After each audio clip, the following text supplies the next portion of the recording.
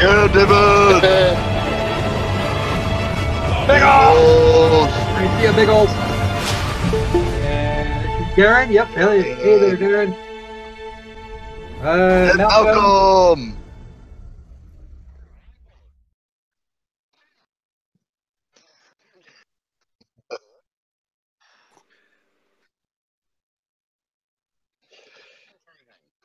It was just hating on you, Si. That's all. Yeah, I guess. So I guess you made the gremlins mad.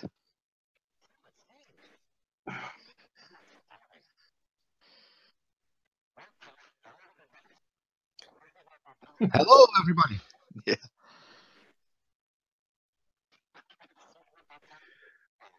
That was me. You know what? That was me invoking all the weird stuff upon you because I wasn't here yet. Si, you know what? You know what it actually was? It's that nobody is allowed to have a live stream without at least one glitch. And this one was yours.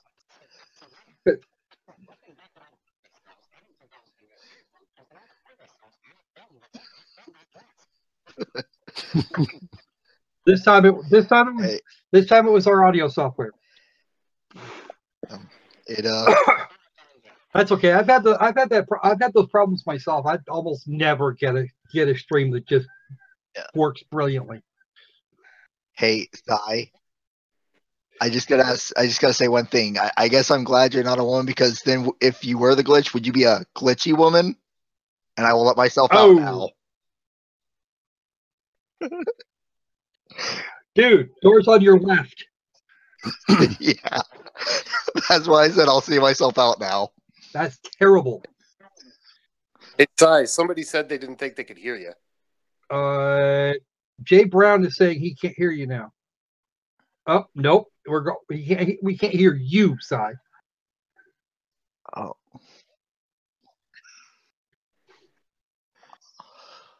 Definitely grim. I think the check your microphone.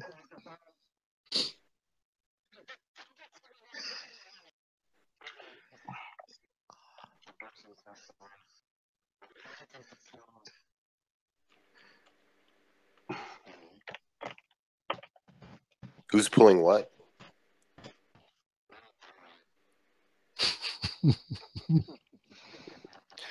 I thought me coming in as a second glitch would cancel things out, but somehow that doesn't work.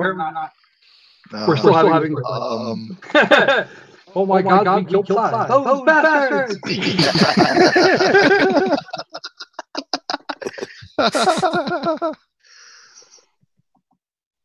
Direct to the mic. Night Show of the Children seems to want to blame it on Jism. All right. Am I Fino says audible? Tesla killed the video hangout star. Am I audible at this moment? Hopefully, yes. Well, we're not the ones that can judge that, Si. We have to wait for the critters. That's actually who I was speaking to. Oh. Okay. Fino, somebody is now. Mr. Unite said I hear Si, so I think we're good. All right. Yep. Hey. Yeah. And Fino just asked if I was God. No, I'm just one of his henchmen. All right, You're Illuminati. It is isolated to the OBS software because I had to pull in what I had previously shut off, which is an independent mic input, because it gave us echoes in the past. But as long as the audio is okay. Apparently it's not doing that now. Yeah. Well, all right. I'm getting. Nobody seems displeased with the broadcast. I guess we're okay. All right. Maybe we can start some serious business now. All right. First, let's see. Announcement. Everybody knows how Andy does his Sunday Science on this channel, and for the last couple of shows, we've been doing the high voltage edition. I think we've got one more of that, basically focusing on the theory and sort of how you might want to make your own if you want, and all that sort of thing. But lots of zap. We have we thought it would be kind of cool just because we found a place that has these things on the cheap. There's going to be prizes. 2 of these little fellows. It's a little baby-sized Ooh. Slayer circuit Tesla coil. Completely safe, still with the disclaimer that anyone who has any pacemakers or anything of that sort, you don't get it. Should probably not touch that. Yeah, indeed. But we'll be giving away 2 of those little fellas. We're not quite sure how it's going to be picked, but it's going to be it should be interesting. I got one and built it in just first try. Thing is, it's a kit, so there is a little bit of soldering. It took me about 20 minutes to put the little fella together and powered it up. Worked great. So that's what's coming this Sunday on Andy's show. He seemed to think that was a cool idea. So, I think it's a cool idea. It's a great idea. Now, I might actually turn up in the hopes of getting one. Drive my wife nuts. Techitron just mentioned you should need to install that in a purple dildo. I would advise not to. Yeah, definitely not. Why does it have to be purple? Because Jim Sterling. Jim Sterling has a huge fucking purple dildo he likes to swing around for occasion. That's On a stick. I was just gonna say, if anyone ever did that, that would be a very shocking experience. Yes. Well, Okay, not you with the captain's bars. Quiet. Don't do that no more. You're gonna get them started. We're just gonna. You're gonna get the chat started. We're not gonna get anything done. like I'm gonna get away with this one, guys. I don't know. What was that thing that was really popular on YouTube a while ago? Ain't nobody got tome for that. Okay. Yeah. Yeah. As Cap, just visit Holland someday, because we actually have those kind of dildos here. Not with the same power, but they have them, and they do live shows with it, so you can watch. Okay. Are they real? Okay. See, it wouldn't be the same without the Tesla coil. Shadow hush. Alrighty. Let us see. Well, as evidenced by the title, this is in fact. Sorry, can you hear me? Yes, I can. Yeah. No, we cannot hear. We cannot hear you in any way, shape, or form, Trent. Sorry? Yes, sir. Can you hear me? Yes, indeed. Can absolutely hear you. No. Okay, good. Okay, cool. I'm All on right. from my laptop. Thank God. How about you lower the gain on your mic a little bit there, dude? It sounds like you're in a wind tunnel. Mic check. Sorry. Is Cap here? Yeah. Wow. Did we? Hey, Cap. I almost thought I wouldn't Yeah, be able we're- to join. All right. Let us. Is this good? Is this audio good? You're fine. Okay. Thank Sure, you. it's great. All right. Audio's Can you guys hear me? good, but since you invoked him, Tornado, can you please ask God to not cause any more glitches to this stream, because I think we're about ready to start. Yeah, really. We got hammered so far. I don't know if you were watching. First, we had no audio. We had I to was trying restart. to join in, but it wouldn't let me. They heard about the purple dildo. That was the important. That must have been it. All right. And I see. I knew it. The tome stuff is started up again. All right. You unleashed the beast yourself this time, Sai. So you can. I did, in fact. All right. Let's see. Yes. Jared Buto says, "Damn it, Tornado Belt is here. Time to leave." All right. Let us get started now. As an unusual start for tonight, we're going to have a little bit of break from the pseudoscience foolishness and utter bullshittery of the flat earthers. Watch something cool. As it turns out, Astronomy Live, who all of us know, actually, if anyone doesn't know, you got to look into it. Trust me on this one. Was kind enough to grant us permission to show his real footage, launch to landing of the launch. Now, we're watching that, although all of it will be actual science and none of the usual foolishness we deal with. Okay. We will be calling. We'll let it go, But any points that we think that flat earthers or space deniers or whatever are going to latch onto and say, "Oh, that one, they're going to pick that." We'll call it out. Like up, they're going to focus on that little detail there and say everything's fake. But we do get the benefit of looking at. You mean like the fairing falling away? That kind of thing. Look at how they'll invoke the Russian vids argument. Look at how fake this is. Yeah. All right. Yeah. Sai, you forgot the greatest one of it. Mm-hmm. It's CGI. Of course, it's CGI. Absolutely. All right. Let us. Let us.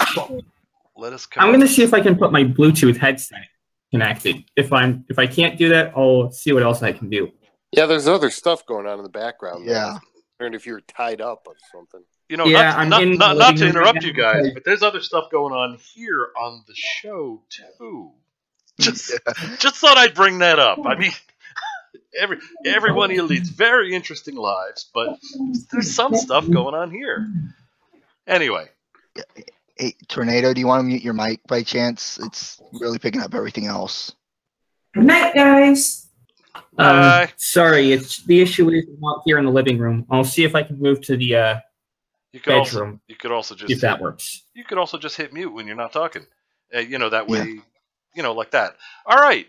That being the case, and let us take a look at Mr. Astronomy Live's fabulous footage, and it'll be a welcome break from the lunacy we have to watch on a regular basis. Here we go.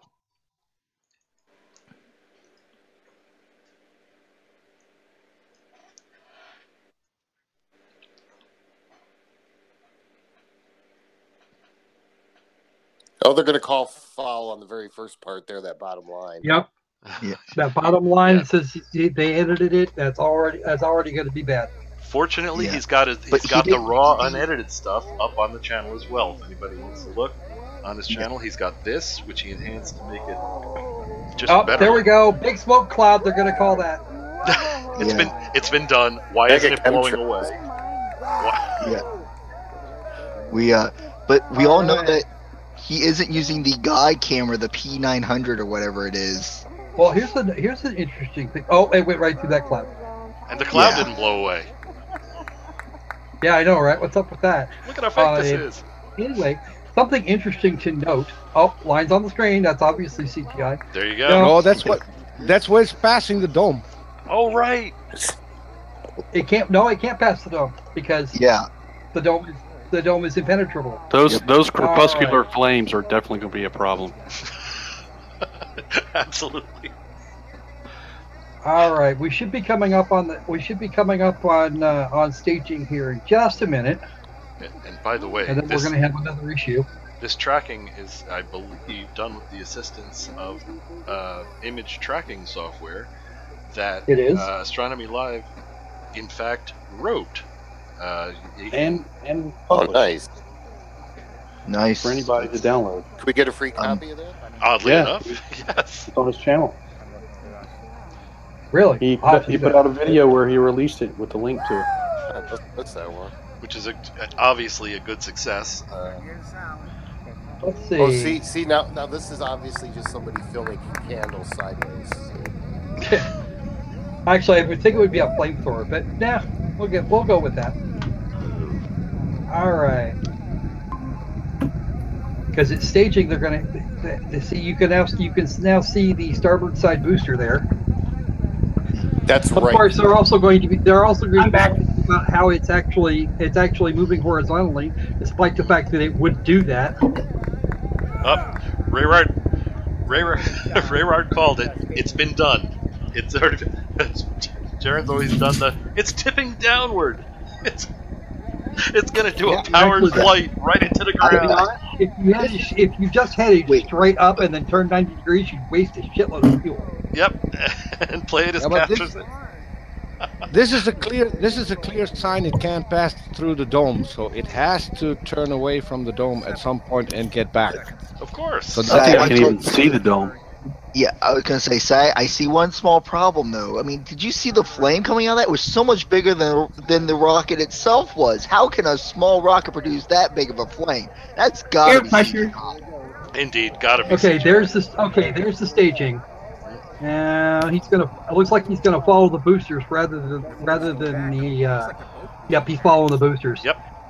You see, they're now flipping over, and we're gonna start seeing the fire as they retro. This is gonna be great. Screw the rest of it. That's just a Falcon 9 now. But you can now see the descent trajectory. Well, see, this is clearly just blue screen. Yeah. Apparently. Yeah. But how do the rockets, go down like that when the flame's coming out of the bottom? I mean, shouldn't that make it go up? I think.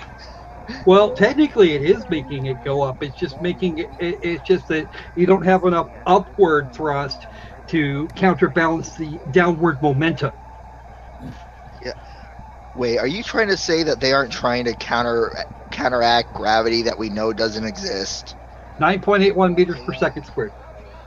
Is that the measure for the buoyancy or the density, Squirrel? That is the actual force of gravity applied. So basically, that means nothing then, because we all know gravity doesn't exist. Of course. Yeah. Keep telling these flurfers can keep telling themselves that. Yeah. The problem, of course, is that 9.81 meters per second squared of acceleration is just mass. That's the amount of that's what Earth's mass is producing there. If God was pushing it up from the bottom, they'd be moving faster than the speed of light in a big hurry. Yeah. Palladius made a great comment. There are no chemtrails. I see. No chemtrails. Those were in the beginning. They burned all the chemtrails. Sorry. Yeah. Big cloud. And I love this. It's I mean, really, if people don't think gravity exists, I'm sure I could sit down. I could sit down, do the calculation. Yeah. Cap, if I may, for just a moment. Yeah. Rayward, it was the launch in reverse. They just CGI'd one rocket into two. No, it would be one rocket into three. Oh, that's true. Actually, because this is side-by-side boosters. These two boosters are coming down, and the last one's still on its way to orbit. Didn't something happen with one of them? For context, I'd just like to mention that these things are like the size of skyscrapers. Oh no! Also, something did happen to one of them. These two here came down beautifully. It was the third. It was the center stage that did not. It actually wound up hitting the water at about 200 miles an hour. So I just or 200 kilometers per hour. Yeah. Jared, he's apparently heading out early. I guess he saw the actual science and was like, "Well, gotta go." All right. Good night, Jared. Thanks for fun, guys. I'm off to bed. Thanks for hopping in. Night, Jared. Night. The third one, when you said it hit the water, were you talking about the ocean or the water in the firmament? This is Cockroach Afro. Cockroach Afro, all in caps. This is true if you believe the words of men, and if you believe that, I can't help you. Well, it's entirely possible, Mr. Cockroach Afro. Almost mispronounced your name there. That we don't need your help. Yeah, see, we can again. This actually is called reading people books. say. Yeah, it's for people who say gravity doesn't exist. I would love to sit down, figure out. I would just need to know how heavy they are and everything like that, and I would take them to the top of the Empire State. Okay, here is our final descent burn. Indeed. And demonstrate gravity to them firsthand, and I will figure out the calculations of when they would hit. Indeed. But sadly, who gets to shove them off? Yeah, sadly you can't do that. That's what I was saying. You'll figure the calculation of when they would hit the ground, going from the. Well, here's your problem, Cap. Is that the Empire State Building isn't straight down. You would have needed one of the twin towers to do that. You can't get somebody far enough out from the very top of the Empire State Building to make sure that they hit the ground. You could from the Sears Tower. The Sears Tower, that would work too. Yeah. But what you would have to have is a launcher to make sure he makes it that far. Well, okay. I mean, we have skydiving planes. I'm sure that would work. Well, no, we just get a really big play pigeon launching machine, stack the little bastard on top of it, and shout pulse. Well, they might be completely safe because if they assert that gravity is not real, so there's no down towards the center of the Earth, just buoyancy and density. There's no good reason for down. They could just shift to the left. The landing burn. Yeah. Hey guys, landing burn. This is the thing that you see. It was all white before, and now it's not. That's got to be fake, right? Yeah. Indeed, and indeed, they put the trees in the way. So That's awesome. Yeah. Blue screen. You can't even see what. You can't even see. Still standing up? Yeah. You can't even see it come down. Oh look, they crashed. No, they didn't. Oh, that was clearly backward footage. I mean, that was clearly backward footage from a thing taking off and retracting the stands. Yeah. I mean, that was clear. Nothing down. The other way was easier, right? But see, the launching two rockets that connect to a third rocket and then land on the base, that's a lot easier than what we just saw. That was. Is that a telephone pole anchor in a way? That's some fairly impressive footage. It is. That is some very impressive footage. Anyway, I agree. What's already been done is I believe you notice that the sorry? Yes. I believe the term is CGI or completely ground images. That would work. All right. Yeah, I was just going to point out when it was in the descent there. You all saw. Oh my! There's only one rocket. Why is there only one rocket firing? It's already been objected to in certain flat Earth circles. That how come how's one engine? Why only one engine? And quite rightly, Because it's a hell of a lot lighter than when it took off. Actually, there's one engine. It wasn't one engine. There's 9 in each one on the ass end of each one of those. Right, but there was limited firing. It wasn't everything fired. They did. What they used is 7 internal engines to drop that down, and that's because at that point their speed was low enough that they didn't need more thrust than that. Why use it all when you can use part of it and maybe retrieve some of the fuel? And considering the let me point out that a squirrel just pointed this out. The thing that came down wasn't white. The thing that went up was white. So clearly, the one landing was just a reverse play of another rocket going up, but it had a completely different color. That's because it's been singed. Must have been. It's been singed a little bit. It needs to be repainted. Yeah. I'm convinced it's all fake. It's so easy to predict. Drop a link in the live chat. I'm trying to watch it. What was that? What'd you say, Tornado? I was asking if someone could throw up a link to the live chat. Oh. Anybody got it? Stand by.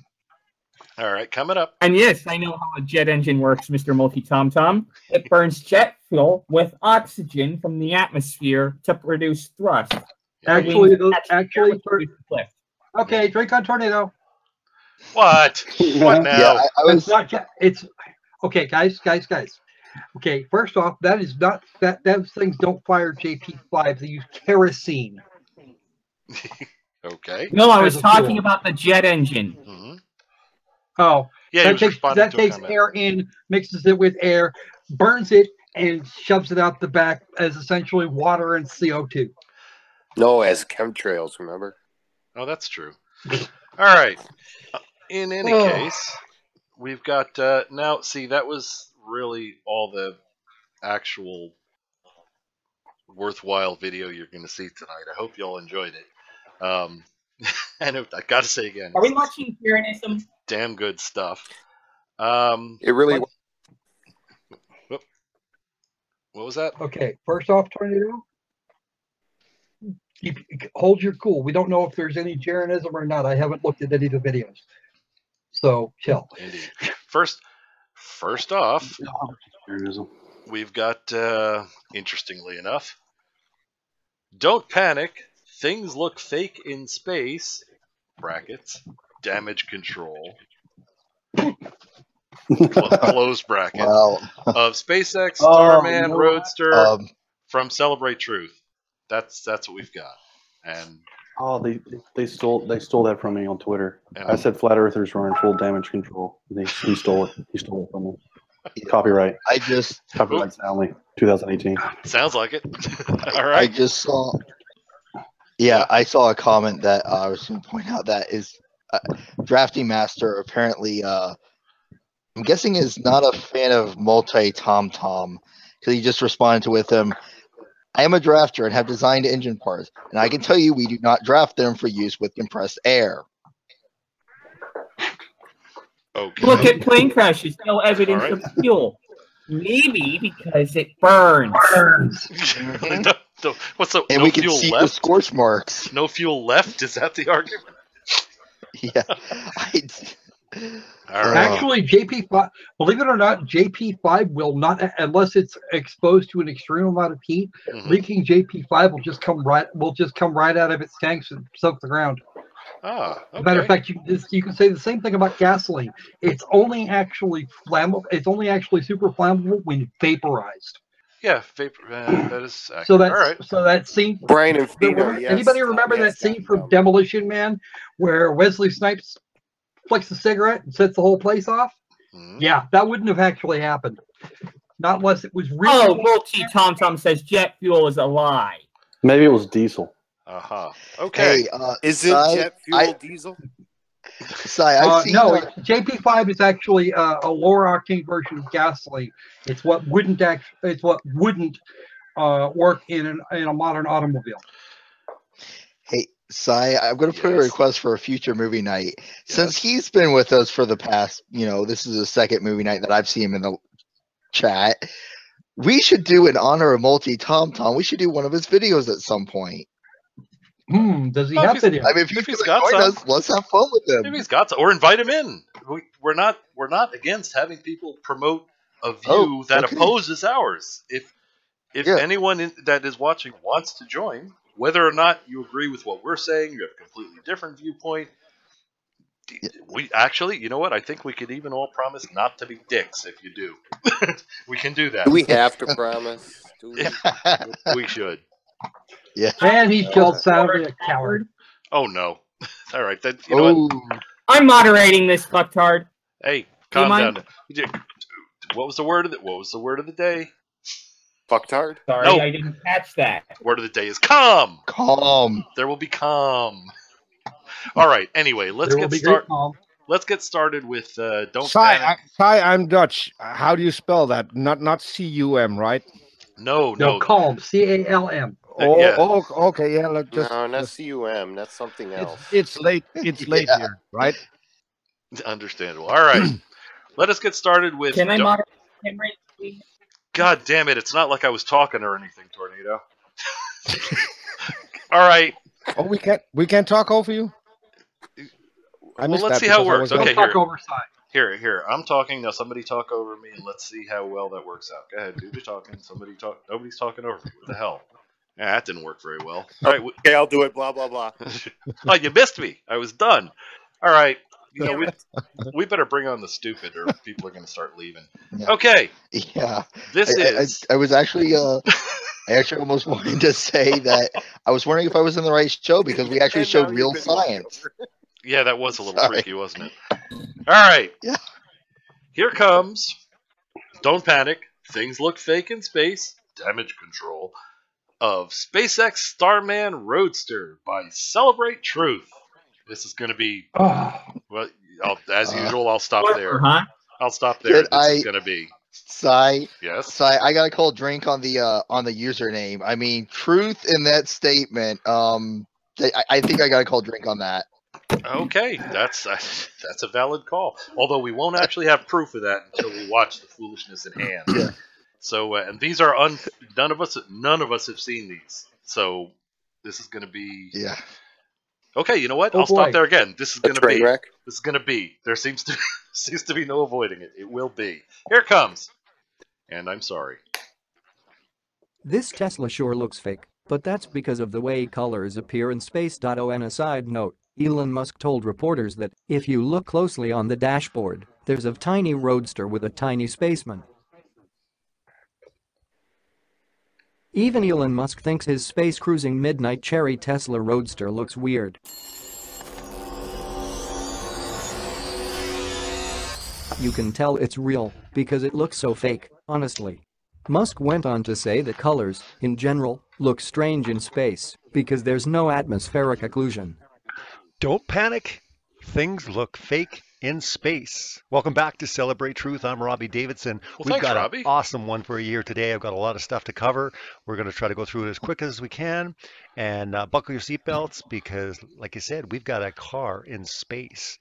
Pretty much 99% of the world believes this, but there are people waking up. Quite a few people are actually starting to speak up about this. I've had a couple people reach out to me and say, seriously, this is a joke, right? This is a prank. I'm like, no, they actually are saying that this is real. And these people really, are skeptical, but I think this is kind of going overboard. Drink! We have 2 calls for drink. All right. I call drink because you have this doofenshmirtz of an evil corporation that is somehow able to fool everyone and create these multi-million-dollar rockets, but can't keep their president from saying it looks fake. That's the most ridiculous thing I've ever heard in my life. Yeah, and yeah, I had a drink call there too. It was I'd said about the same time as Soundly. I think he had it just a hair before me, but yes, colors would look different outside an atmosphere. That would make sense on why that would be. But also, yes, it went into space. We know where it's headed and how it's going to go. This thing is in there. We know how rockets work. Space is real. It is a thing. Funnily enough, they overestimated the amount of they underestimated the amount of thrust required to get it into the orbit they wanted, and they wound up overshooting their orbit by a considerable margin. It's actually going to be headed almost to the asteroid belt before it comes back. Yeah. Wow, look at you guys being polite to each other. 2 of you just held off. 2 of you at the same time. That's great. Go ahead. I was just going to say to Squirrel that, that's exactly why we know where it's going. Is someone messed up their calculation. Here's another one better. You see those 2 lines out there? I have actually heard people tell that's where the camera's hiding, so they get the shots. When in fact that is correct. They put them on booms to get them out there so they could actually take pictures of Starman and the Roadster. Yep. We have this. Now, this camera crew is there, and if you back it up just a little bit, you'll notice that it's actually got a flat spin to it. So you're actually gonna get it look all the way around. No camera crew in evidence. Also, I'm echoing somehow. That's because they moved to the trunk. You don't see the camera crew because they went inside the trunk. That would make sense. Have you ever seen the back end of a Tesla Roadster? There's batteries in there. Not a lot of trunk space? Yeah. Okay, I am hearing a distorted version of myself coming back. I am. Yeah, we all hearing are. you as well. Yeah. Well, it's not for me, I don't think. Okay. Well, here. Try it again. Let's see if I see any lines moving on anybody's icons here. All right. In addition, I actually do like this this spacesuit design they've got here. I'm not a big fan of the helmet though. That's going to be real hard to deal in impact resistance if you wind up falling down. Okay. I think we may have found it. Okay, cool. You know what I'm wondering? It's a completely non-sequitur. But yeah, there are cameras all over this thing. One guy that I saw here just the last day or so, took a look at saw a reflection in the hood of the camera that's sitting up high attached to the front end of the vehicle, and said, "Oh look, I see a person with a camera." Okay.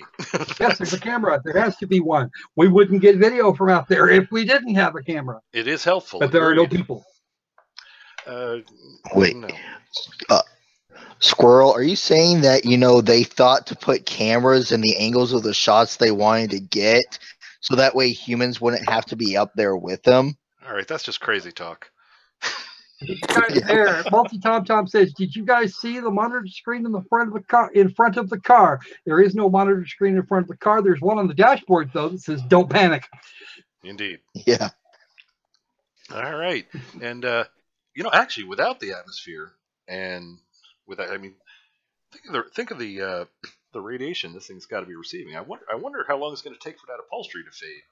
That's going to be a sin. Jesus. Well, they've actually parked it. They actually parked it in an orbit in the Van Allen radiation belts for a little while. Let the sensors on the dummy pick up what exactly it was getting. So there's some science and going then on. And then they pushed it out. I'm pleased. I'm pleased to hear that. They're getting telemetry. They're actually getting telemetry from this thing. Nice, and that's cool. And it was so mentioned. I've been away for a couple of minutes, and I'm just getting back. But has anyone already pointed out the beams the car's attached to? Because it's obviously part of some carnival thing that they filmed. Yes. In front of a green screen. Yes, Squirrel brought that. Squirrel brought that. This is just obviously a fake. I mean, really. I would say. And okay, how come he hasn't said where's the stars yet? I'm waiting. He hasn't said where's the stars. It's got to be coming. All right. See, here's the thing: you can actually see that the vehicle is in direct sunlight. Look at Spaceman. Yeah. Look at Starman. Wait. So Squirrel. The light on his suit is reflecting sunlight back at the camera. Indeed. He's in direct sunlight, so you're not going to see stars anyway, unless you really raised up the. Unless you really raise the exposure level or squint real hard. Yeah, is that? Well, I think Squirrel.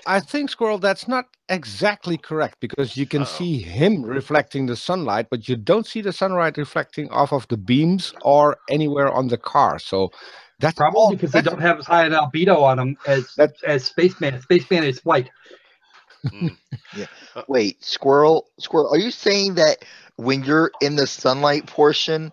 Like if you have like sunlight on you, like if you're on the lighter side of the earth and you're not on where it would be considered night, you mean to tell me that blocks out starlight? What crazy talk is this? It's entirely possible. Be amazed. Wait, I do have kind of a legitimate question here. I'm go sorry ahead. to get serious for a second. Please do. Are there sensors of this thing to get the temperature differences between the side facing the sun and the side not? There have been. We already know what those numbers look like. There's been There have been how many? Who knows how many thermometers have flown to check that. But I don't know the answer to that on this specific. This specific mission, I couldn't tell you. Vehicle, I'm not. Yeah, I was just wondering because actually the vehicle should have thermometers on board normally. Indeed. Including on the battery packs, especially on the battery packs.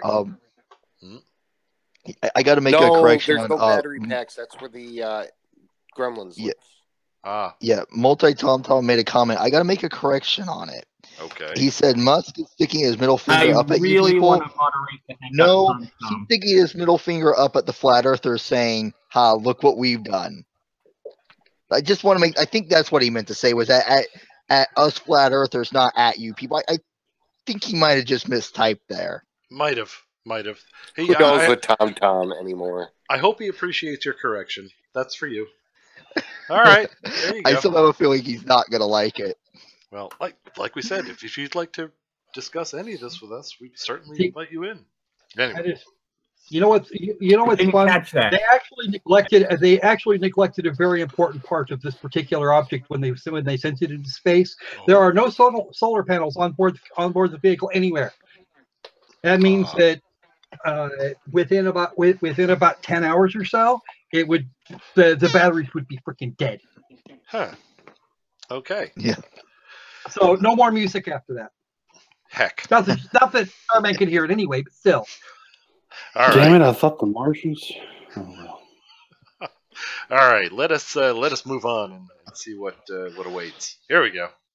But just look at this. Just take a look at this. Okay. This is right. It's unbelievable.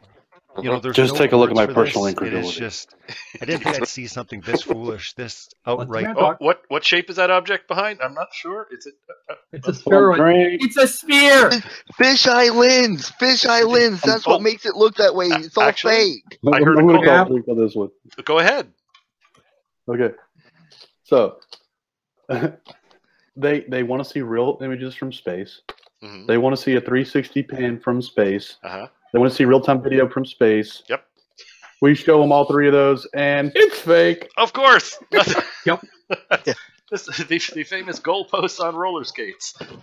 Oh, anyway, if you look, oh my gosh! Please have your graphic designer make that up, gentlemen. If you will have, if I may call your attention to the left front quarter panel, you can actually see a reflection of the Earth in there. That's a lot of detail for something you think is fake. That's real or that would be very difficult to do. Obviously, a Decepticon. Real or painting?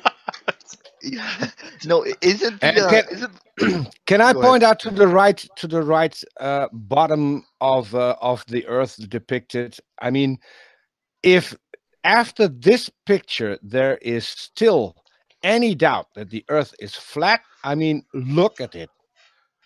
It's as straight as you can get. And there's nothing, when there's nothing blocking the Earth there, that is flat. Okay. All right. I'm convinced. Okay. And on that note, here we go. Preposterous 2018. I mean, it's only February. I mean, the year's only begun, people. And we've got a whole year to go. And 2018, we've got the quote of the year coming up from Elon Musk. And what I find fascinating is... Paused. Yep. Doesn't look flat to me. Okay, continue. Okay, continuing. Title is things that look fake, in space. Don't panic. Because even Elon Musk thinks this is fake. He says it looks so fake, so you know it's got to be. Okay, squirrel. Okay, first off, you're going back with the "it looks so fake" thing. This is because there is no atmosphere. It won't look right if it won't look right if you're not looking at it through air, because air scatters light. No. You're also not looking at it through. You're not also not looking at it with any buildings or roads or normal stuff around it that normally would reflect off of a car. So you're seeing only. I was getting to that, sadly. I like the Earth reflection. I was just going to get to that, but since you already set it up, I'm just going to carry on. Sorry, spoiler alert. Spoiler alert. Yeah. Well, no, there's another thing. Can you go back just a little bit where the Earth is passing behind the car and then showing up as a reflection on the door? I did. I was gonna mention that as well. That I did like that reflection. I mean, all the way back. But did you notice that in that reflection we still see the bars that the car is hooked up onto to make this obviously fake video? Camera. They're attached to the camera. So wait a minute. I thought you were playing. I thought you were playing the Flat Earther tonight. You're going out of script here. Okay. I am. All right. What do you got? Gonna go for it? Yeah, it's clear the beams the car's attached to show up in that particular part. So if you could show that, can you show that again? All right. Which part you want? You want that? What here? First, you see the sun passing behind, then you see it passing on the doors of the reflection you see on the doors of the car. Yeah, that's starting here. Here we go. Oh, wait, no, definitely conspiracy. Fake, you can definitely in see space. the word Wait a minute. Wait for it. Because even Elon Musk thinks this is right there. You see that? Those are the photo beams or the car's painting. hooked up to. They're getting in that's between. not the arms. That's sex. That's what it says. Okay then. Hey guys, chill. That is still that is still the same. That's still the same beams I was talking about a couple of minutes ago. Attached to the side of the. Actually, it's not. They're not even attached to the side of the vehicle. They're attached to the base under it. Squirrel. Okay, well, I heard someone mention that it was the tripod the camera is on, but if you want to have a tripod in space, what is it standing on? It doesn't have to. Because even if it became separate at this point, it might spin a little out of position. But it's going to keep going with the vehicle because momentum. And yes, Squirrel, but why would you send up a camera into space with a tripod on it? I mean, what's the use of the tripod in space? You wouldn't send that up in space, would you? Obviously fake. Yeah. Okay. All right. I'm good with that argument. Fake. Worry Not Warren had a comment for you. I don't know if you saw it. Did the talking one at a time thing experiment from last week not work out? You know what? We may have to go back to that if things don't get a little more smooth. But yeah, well, let us try to yield to others, etc., etc. Otherwise, we'll have to go back to the call for drink down the line, and that was somewhat tedious. Okay, on that note, I did like the reflection, as the vehicle spun there. Anyway, let us move on. It's fake. He says it looks so fake, so you know it's got to be real because it looks so fake. And we're going to hear from him himself. But what I thought was really interesting is I've already done a prior video. I'm going to link to it above. Okay. So just take a look above there, and you should see it if you want to go back and kind of go with the whole overview of what took place a couple of days ago. The big thing is, though, they're in damage control now. They've got science. That's right. Science is coming to the rescue to tell us why things look fake. Okay. Proceed. At least let him finish his claim. Jeez. Okay, that was a nice double. Want to try that again? You first, Cap. Or you first, Squirrel. I was protesting the timing of your drink call. Yeah, I didn't have a drink call, so go ahead. I was protesting the timing of your drink call because you could have at least let him finish the sentence first. Science is damage control. Care to prove that? All right, here we go. Cap, look at the chat.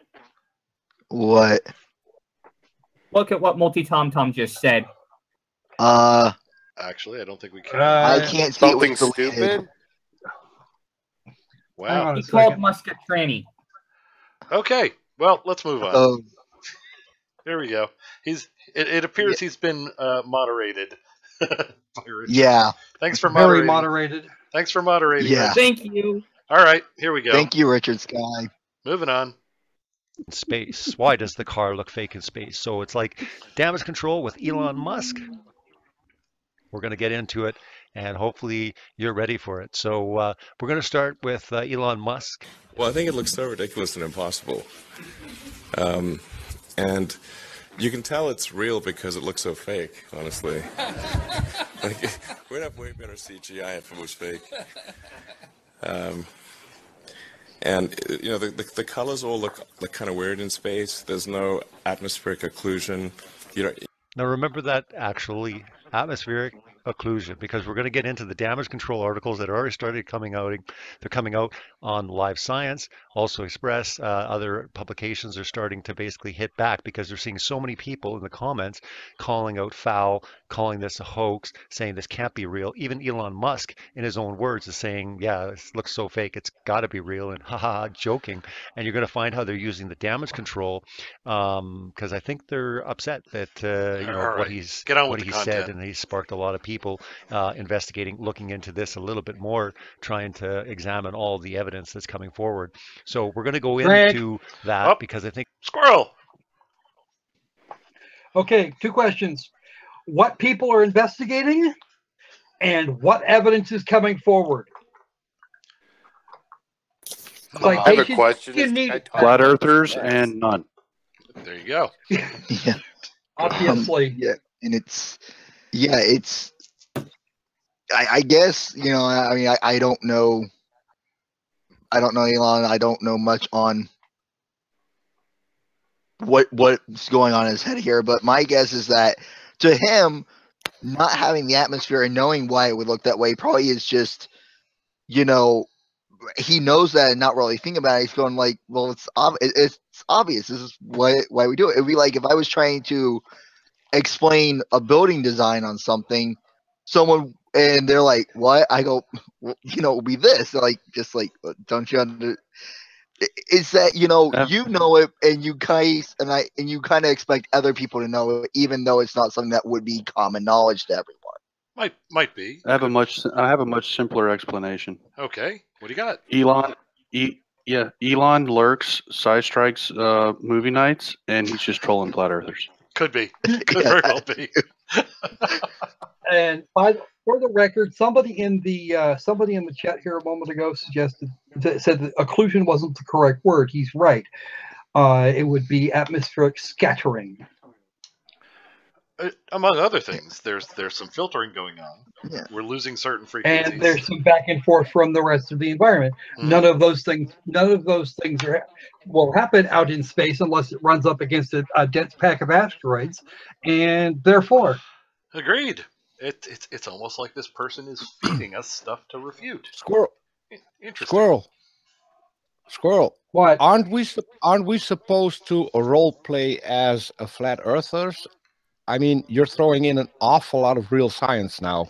I'm actually here to be less for you. That's what's going on. You're becoming less credible you can only as do a the flat earther. thing for so long. Well, wait, who? All right. Have to go back to science. Does anyone want to volunteer to be the faux flat earther? I will. I'll do it. I will. I'm already volunteered for that. All right. Okay, Peter, I'll let you have it then. All right. Yeah. So He came in with Wait it. a minute. Cap, you can join. We usually troll RJ with our creationist argument. I miss RJ tonight. He'll be back. He'll be back. Don't worry. And that has led us into a nice idea of putting up a wiki. So the more people who join in, I think the better. Indeed. Yeah. We have and I've already volunteered to write the design arguments for that wiki. And we haven't talked about it much. I guess everyone's been busy, but we have purchased the as yet unidentified to the general public domain name, because the last thing we want to do is let them know that we're poing them. But it's we have the domain name. It doesn't have purple dildo in it anymore, does it? And we have a we have a nice blank Linux server just waiting to be loaded. I can make a logo with a purple dildo in it if you like. Sure. I don't know if you have to hide it though. It has to be very subtle. Make sure it's flat. Yeah, we'll hide it. All right, let's move on. With does anyone else have any? I think this launch is a really good proof that there were no ancient aliens because there are no Egyptian chariots currently orbiting around the sun. There you go. That is what? Good point. All right, Tom. One moment, please. Tom, knock it off. This is your warning. Oh, that's what I was saying. What about some inappropriate behavior in the chat there? He's still at it. I'm getting ready. I'm debating whether or not I want to.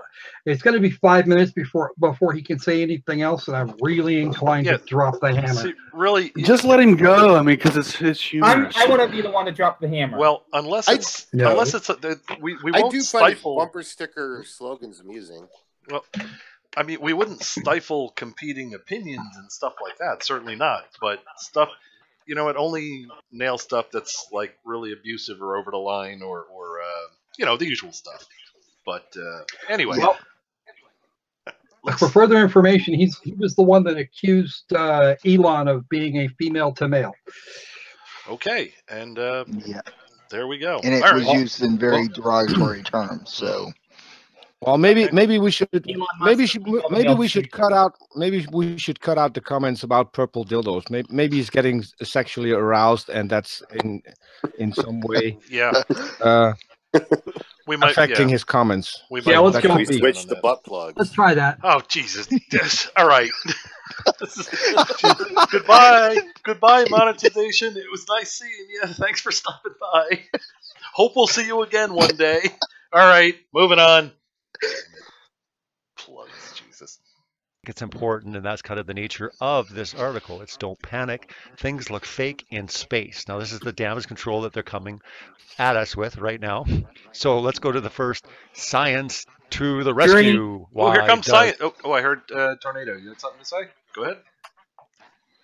He wants to say that science is all damage control. Care to prove that?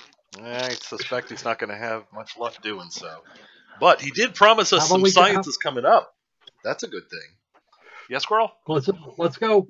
Okay. Does the Tesla Roadster look fake? Live science. Why does the Tesla look so fake in space? We asked a chemist. Okay. All right, so here we go, ask a scientist.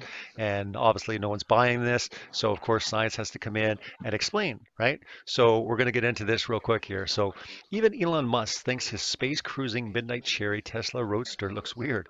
It looks so ridiculous and impossible, the SpaceX CEO told reporters after the Falcon Heavy mega rocket launched the car into space yesterday. That was February 6th, so it was a couple of days ago now. You can tell it's real because it looks so fake, honestly. Musk went on to say that colors in general look strange in space because there's no atmospheric occlusion. Everything's too crisp, he said. Okay, go ahead. Scattering. There you go. Moving on. But what did he mean by this? Is it true that colors in space look the same as on Earth? Oh, so of course, first off, yes, colors, they look fuzzier on Earth than they do in space, said Rick. And, so they go through this whole thing. I will link to it in the description. You can check it out yourself. It talks about how color looks different, but when you're in a vacuum and you're in space, things look, I guess, fake. So I guess we can call foul on anything that we see because, nothing that we're seeing is true. And again, that's what we've been saying for so long. Drink! All right, that's 2 calls for drink. I think Tornado, you called that one first. Go ahead. Quote mine. You quote mined the shit out of that. All right. Okay, Tornado, I got to say you've been hanging out with us too much too, just like RJ. He used to always be with the polite language. Somebody quote mined the heck out of that. I can just tell. Now it's all going right to hell. All right, Squirrel. I believe you called one too. Yeah. Now he makes a statement. The article makes a statement that light can travel through a number of mediums. This is absolutely 150% true. It's traveling through air, things look fuzzy. Traveling through water, things look murky. Ooh! So if I drop that Tesla Roadster, presumably sends its batteries into a pond, and then went under there and looked at it, or better yet, into the ocean, and went and looked at it, you would see the same sort of effect that you do in space. It would look different. It'd look darker. In fact, it would look very nearly black, and and any details would be severely occluded. Indeed.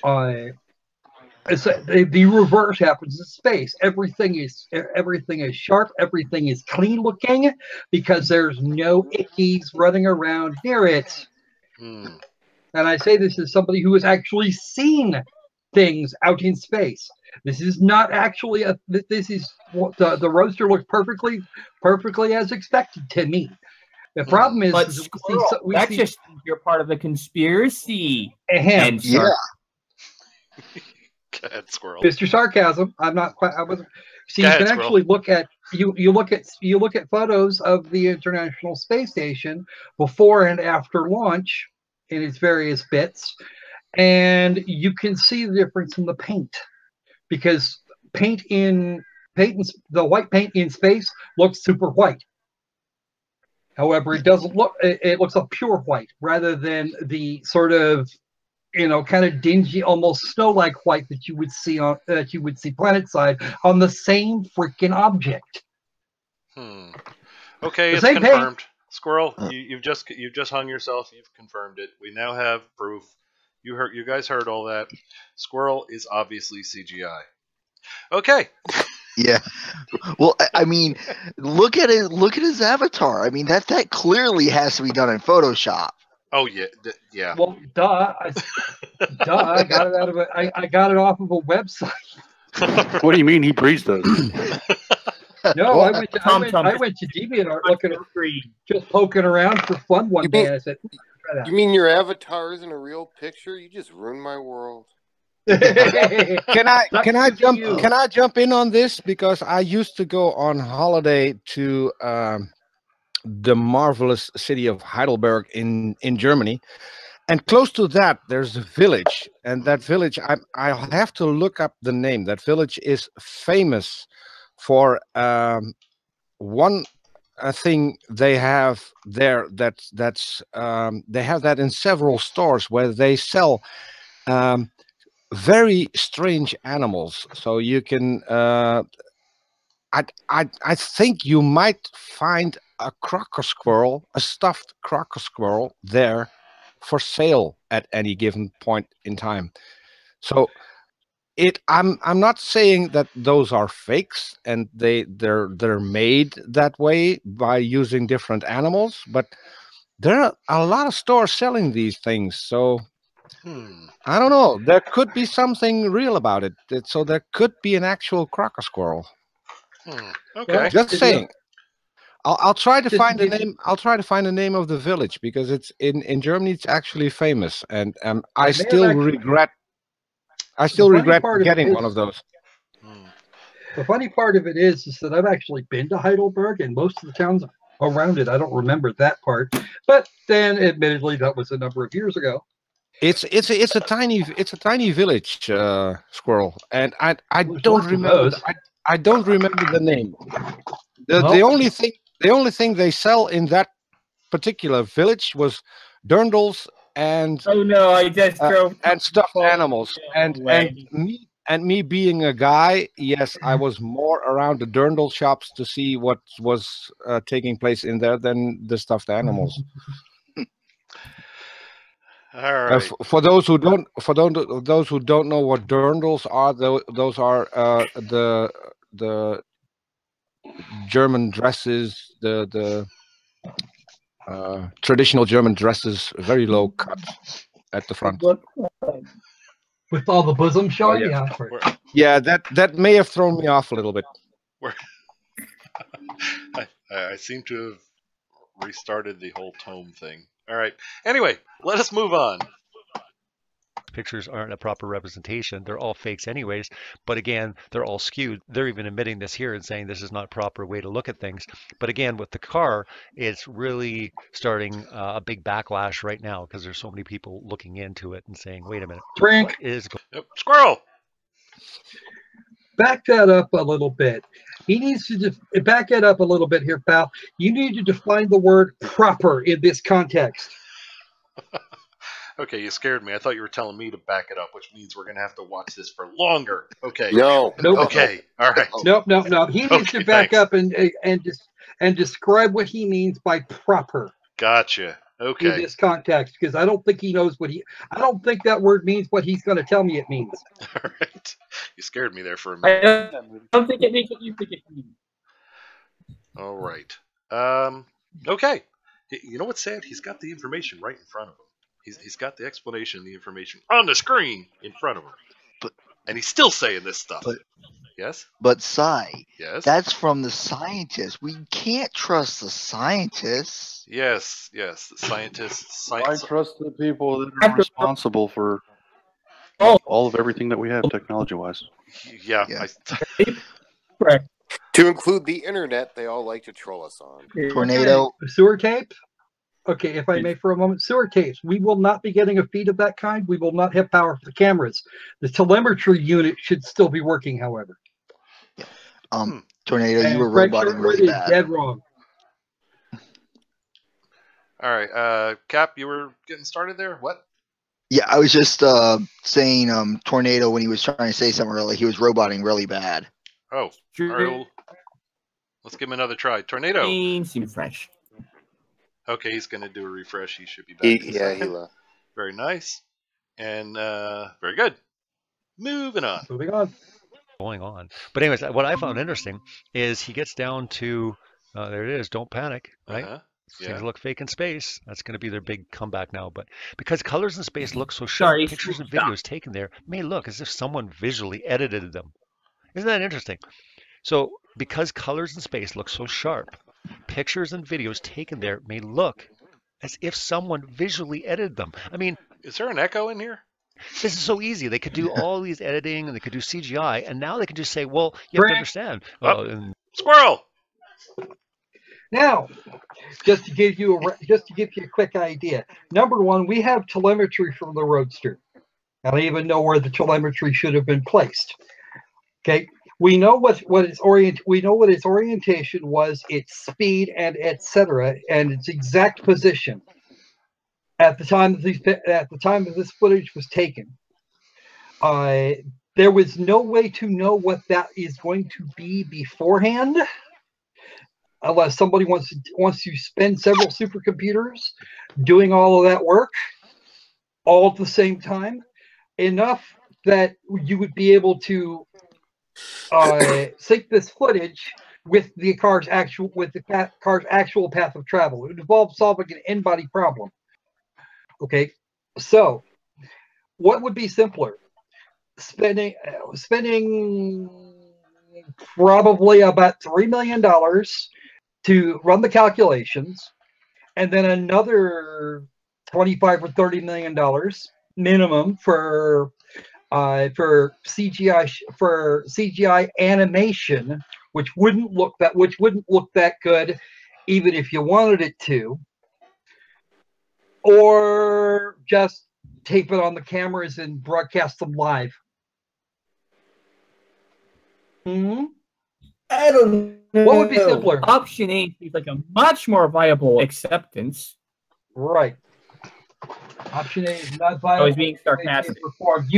It would take months to render something like that. Months. They'd have to be planning this 2 years out just to make this one thing work. Never mind all the money they spent on a booster, on a fake booster. Actually, not one fake booster, 3 fake boosters. The car, the mounts, the telemetry stuff, all of that crap, plus the salaries of every person that could possibly be involved, and the hush money on top of it. SpaceX would be bankrupt inside of a week. Was this the launch? You go ahead. Oh, sorry. Tom wants to know who's going to Mars. LOL. Tom, only the smart kids get to go into space. Yeah, absolutely. And the thing is, he said that in response to one of the, I don't know who was it. He said that. Brian Stevens, was responding to Sewer Tape, said it's overshooting Mars and swinging through the asteroid belt and going into a 554-day solar orbit. And that's when he said that. And yeah, he can't read. It overshot Mars. Yeah, by quite a ways, actually. Yeah. I mean, someone messed up their calculations somewhere. Yeah, the Crack Rabbit says months on a huge render farm. He'd be absolutely correct.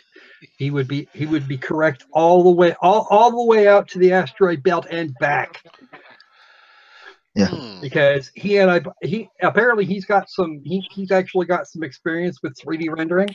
I can make something that looks like crap inside of about 20 minutes. And I've got and for your average gaming rig, I'm doing pretty good. But I have some backpack-sized data centers I can sell you guys if y'all want. Okay. All right. This was the launch that one of the, as I recall, it went by really quick, and I wasn't absolutely sure I heard it right. Was this a launch where it appeared that one of the spokespeople was trolling the flat earthers, saying they're just about finished pumping in the helium now, or filling, or something like that, filling with helium? Here's the thing. They use helium for what's referred to as a burst disk. It's actually to control. Its purpose is to control the control fuel flow. Yeah, I got one thing to say in Multi-Tom. He said proof of asteroids. All right, how about the one that hit down in Mexico? Or how about the KT boundary? Or the one the Russians caught, all the people driving around in Russia caught a couple of years ago on their dash. Yeah, I was just gonna suggest the Chelyabinsk meteor. Yeah, that was interesting. That thing was about the size of a bus, and then the Tunguska was also a rather large rock. Yeah, the Yucatan and it's not Peninsula. KT. That's what It's not KT boundary anymore. We don't use the word tertiary anymore. We drop. Oh. Yeah. Sorry, guys. All right. More information. Oh, this. Here's a piece of information that Brian Stevens just gave us a really nifty bit of information here. Yes. Actually gives the current location of the Roadster based on the telemetry. Oh, nice. Nice. Yeah, Brian's good like that. It will pass up Mars. Its closest approach to Mars in the next orbit will occur on June the 10th, and it will be approximately 0.739 astronomical units away. It will be back on the other. It will be back on the other side. It will actually be its furthest point from Mars, or furthest point from Earth, will be February the 23rd of next year, just a little over a year from now, and will be about 2.5 AU away. That puts it within the asteroid belt, doesn't it? Yeah, it would. That would actually put it. Actually, it would be just short of the asteroid belt if memory serves. Do we know the eccentricity, the orbit of this thing, or no? Looks like 1.25 to 1. With eccentricity should be a decimal, less than 1.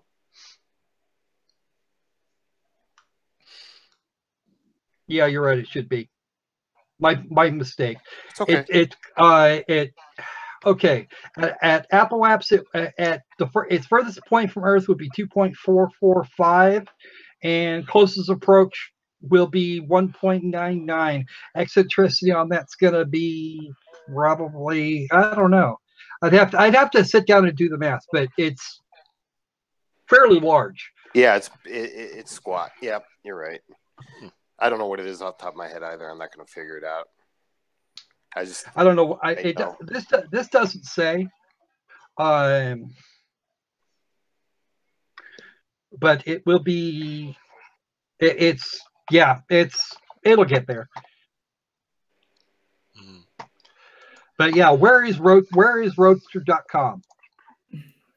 Well, that's pretty damn cool.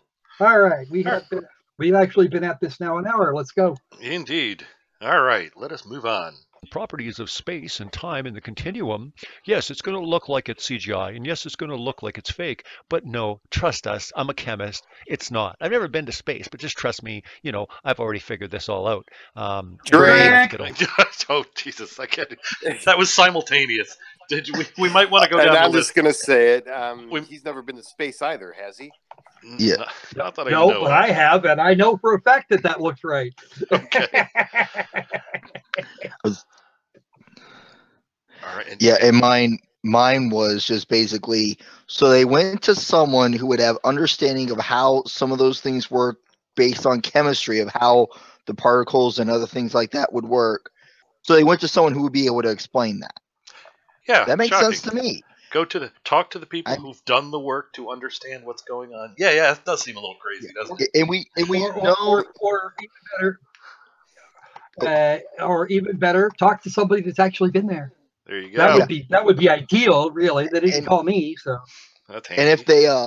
And if they did say, went to someone who had been in space, we all know that they would go, shill, it's an actor, or whatever the heck they say. Of course. Yeah, but when you do that to people like Buzz, you get a fist in the face. Deservedly so. Well, Deservedly as so. As far as I'm concerned, they can bite me and try and get a bunch of fur. Indeed. All right, let's especially if they get right down close to the base of the tail. Not too close though. I might actually have to turn and bite them if they got too close. Yeah, we don't want any of that. All right, moving on. Hold of this guy to even see how he can remotely even come up with this. But again, this is what we're dealing with, right? So, but he noted that he had never heard of atmospheric occlusion. Remember Elon Musk saying, "Oh, well, that's because of atmospheric occlusion." He said, must use, right? It's likely that Musk was referring to particles in Earth's air that block the scattered light, but it's hard to say for sure. it's probably Musk speaking off the cuff and using terminology that not necessarily incorrect, but not standard. I just thought it was interesting that he's like, I've never even heard of this, and yet Elon Musk says this in a press conference. He's like, oh, that's probably because of atmospheric occlusion. And it's like, what are you talking about? Okay. I love how he says, you know, oh, he doesn't know what he's talking about, yet he just flat out explained it, and you read the explanation. Yeah. And really, it's possible that everyone's thinking too scientifically about the statement. Throwing in the word occlusion, first off, it doesn't sound bad in a sentence. Secondly, occlusion is far, to my knowledge, just means blockage. What if he had used the word blocking? You know, it may be due to the atmosphere blocking whatever. Wouldn't need to make such a fuss about it. Yeah. I think he's thinking too scientifically about using the term. I'm going to say, here's the thing I'm going to say. Number one, Mr. Musk is not a chemist. Right. He's not a scientist. He's an entrepreneur. He's not an engineer. He's not any of these things. And if he's speaking off the cuff, the wrong words can get used. Mm-hmm. For the record, Mr. Tank Blackheart, I saw that message, and yes, crack a squirrel bites heart a lot. All right. You may have retracted your message, but I saw it. All right. Any? Multi-tom-tom, you really aren't funny. All right. Any other comments to date, or shall we move on? I'm just wondering what was said. I didn't see it. Not here to be funny. And you know what? I'm actually having a giggle at some of the shit he's had to say so far. Okay. Yeah. On that note, moving on. No one's even heard of occlusion. Here's a scientist. But anyways, I just thought that was interesting. I wanted to get into it. But again, this is... Wow. We made it a whole 8 seconds. Go ahead. Nobody's heard of occlusion. What is occlusion, Si? Can somebody define occlusion for me? I can. You did just a little bit ago, didn't you? You know what? Nobody's heard of occlusion. My ass. Open a freaking dictionary. What they used to say? It's a word. All right, here we go. This is live it's science. A word. The Open a dictionary. already starting. You need a definition. You freak. Never mind. I'm not going to finish that statement. Okay, here we go.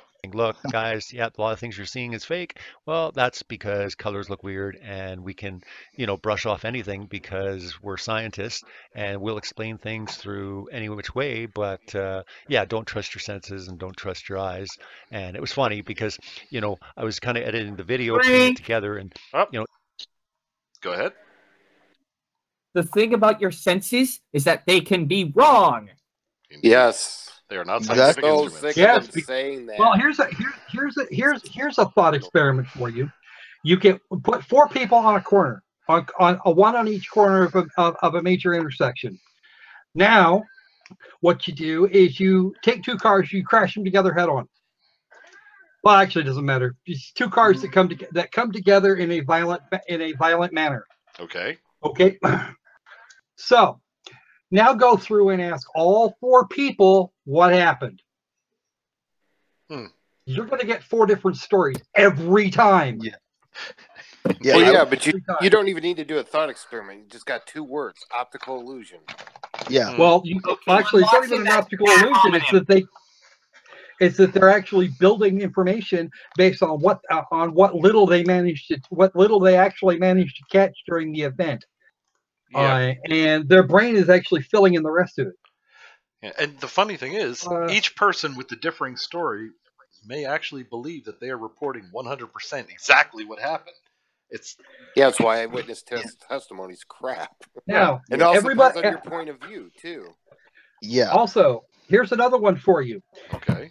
Check your watch. Look at the number. Catch the time all the way to the second, and then compare it with any other person. Chances are it won't be the same. Okay, I'll be right back. It's the same concept. Yeah, and I had and this was going to be my point was lightning. I mean, lightning goes from the ground to the sky, but whenever you see lightning strike, it looks like it goes from the sky to the ground. I mean, that's what people believed for the longest time because that's what it looked like. Then we learned how electrons and protons and all the other negative and positively charged things happen and work and how electricity flows that we realize, oh, that's not how it works. Okay. And on that note, I suggest we move on. Yep. Elon's quote where he says, it looks fake. It's got to be real. My wife's just like, look, if something looks fake, it is fake. And it's pretty simplistic, but it's true. If something looks fake. Okay. What is your proof that this is fake, Mr. Celebrate Idiocy? Well, let's not forget his wife. They're also famous. When I say they, I'm referring to the flat earthers in general.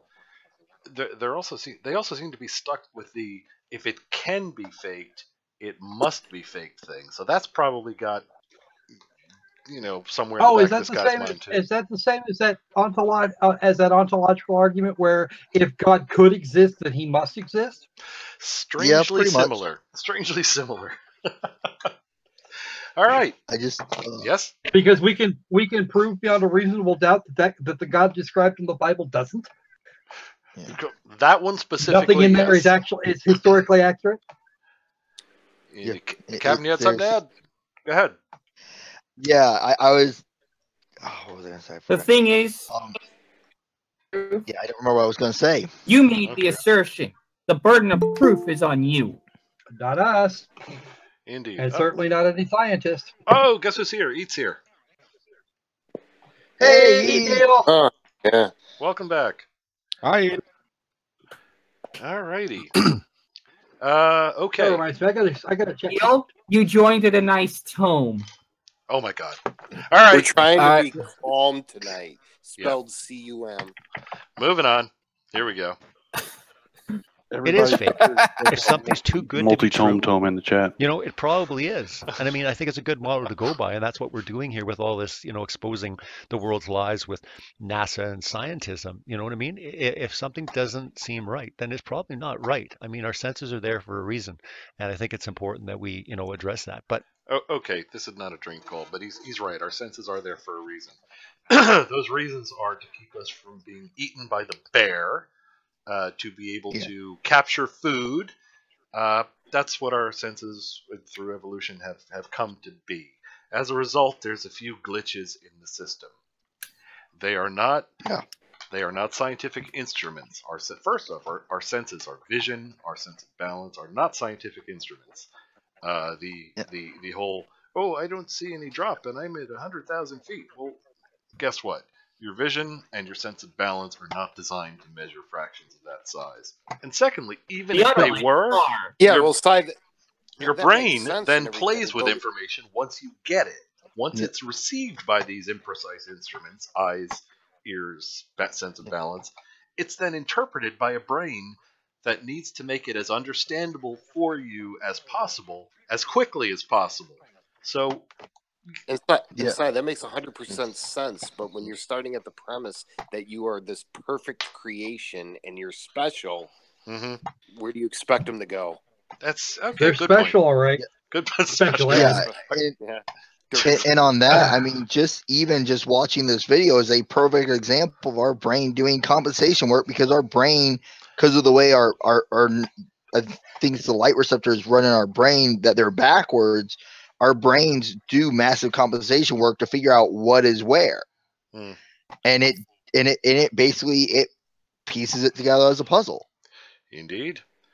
All right. Also, yes, if your senses are perfect, if you're a created entity and you're created perfect, then why is it so easy to fool your senses?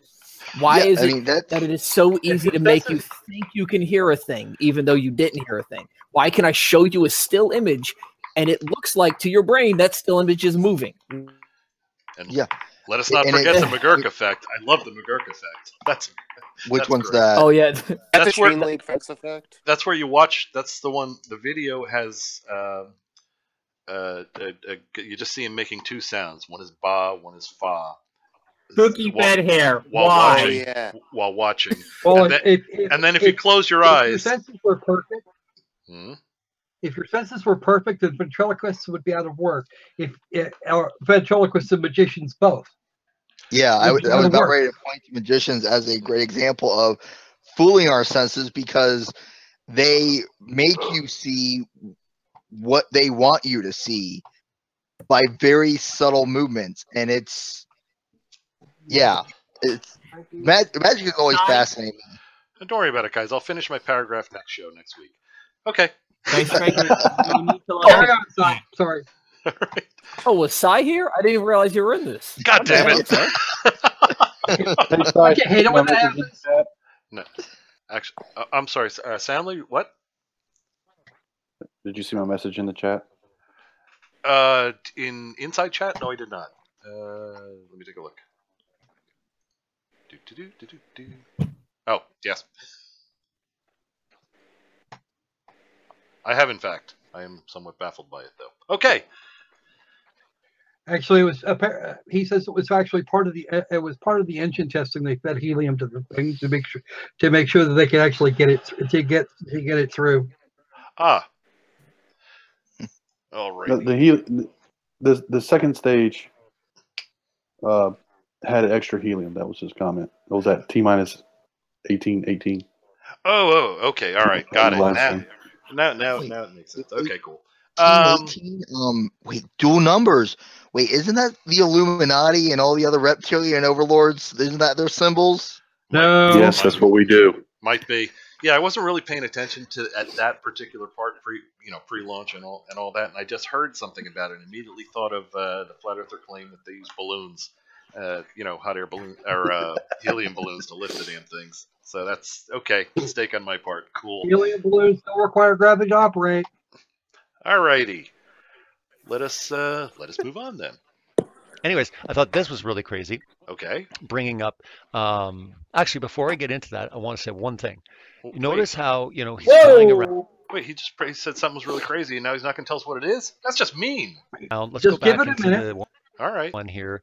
I think this one here. Let's just kind of hit this for a little bit here. Right, okay. Flying around. Right, having a good time. Look at him. Ooh, yeah, I'm having a good time. Okay. Watch. There's the Earth. Having a good time. Having a good time. Hands together. And don't see any stars. I think the moon flies by and it's just tiny. It's ridiculous. Oh, there's the Earth. Look at that. Oh, we lost the signal. Maybe we'll bring it back. Stage 2. Launch complete. Oh, there it is. Oh, there. We've got the windshield wipers going again. Got the lights. Look, if it looks fake, it is fake. So again, don't buy this damage control that they're bringing us. Go ahead, Tornado. The burden of proof is on the person making the claim. You are making the claim, Celebrate Truth. Therefore, the burden of proof is on not us, but you. Okay. Valid. I was going to call Drink as well, but that's because he said the windshield wipers were up. That's not the windshield wipers. Exactly. That's actually the stand for the goddamn camera for the front end. The wipers are up. The flat earther that doesn't understand shadows. He doesn't understand shadows. He doesn't understand optics. He doesn't understand basic level geometry. We're wasting time. We could have just said he doesn't understand and stopped there. We just said he doesn't understand. And that's it. Yeah, is there anything? Yeah, I was gonna say, the on the fake thing, pretty much. Prove it. I found a very good way to deal with flat earthers. Pretend you're the state of Missouri. Show me. Yeah. All right. I don't know if you want to use Missouri as an because example. we've already determined this guy's a complete idiot. Let's just go with. I don't think this guy could find his arse with both hands. Agreed. All right. Let's see what else. And a roadmap. I need to say something. Wait, hold on, guys. On that note, I'm gonna go. I gotta go. It's late here. But bye, Steven. No problem. Thanks for joining us. Nice seeing you. Night, y'all. Have fun, man. Don't hurt yourself. All righty. Hey, can I ask a quick question? And I know I was late, and feel free to not answer it. But I know that the Top Gear guys have had an amazing budget since leaving the BBC. But when did they launch the Stig into space? They didn't. Damn good question. I've made this reference before in other arenas, but you mentioning Stig in space reminds me of that old Muppet show, Stig's in space. Okay, nobody remembers that besides me. Okay. All right. It was pigs in space, son. Yes, indeed. All right, someone else does remember. Very good. I don't. Thanks, Mike. Yes, sir. Tornado, what? For Celebrate Truth, I need to say something. Click. Oh, we're not doing any clicks. All right. Moving on. Skip. Click, darn it. Moving on. But what's really interesting is, a lot of people bring this up as well. Where are the satellites? Where are the satellites? People are like, oh, well, you wouldn't see them, or they'd be like so far away, or they'd be, closer. But when you do a Google search, and you actually start looking at altitudes and these sort of things. Drink. This is what satellites. All right. We have a drink call. One, satellites are really, really, really, really small compared to the Earth.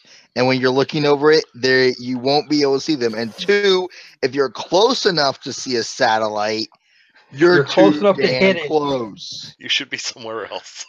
Yes. Wait, how come we can't see the 10,000 airplanes flying in the sky? Damn it, airplanes are fake too? An airplane, you're too damn close. Because they're damn small. Yeah. Okay, so just to say something, just to say something real quick here. Okay. Click. Oh, God damn it! I don't want to. Fine, let me find the goddamn son of a bitch. I just saw Spooky Bed Hair's comment about the pugs in space. I just got to say this. I don't think Cy would let Buster go into space. No. You got to get it right. You don't know Jack! All right. You don't know Jack! There, we have it. Nice. Okay. I was hoping... He's going to tell us about the satellite cloud. He's going to actually get it wrong. All right. That was really just wrong.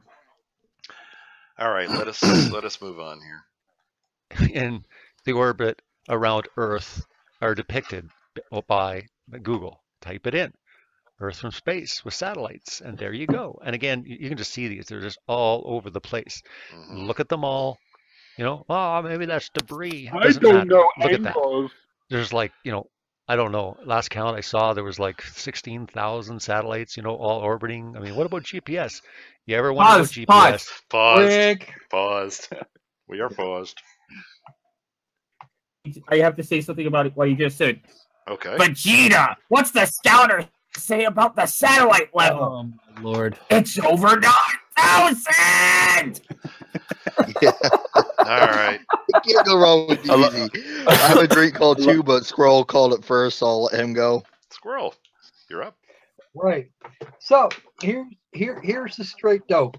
First off, the 16,000 satellites, a great number of them are in what's referred to as graveyard orbits, which means they've gone completely dark at this point. Not going to be a whole lot of either they're damaged or something else has gone on.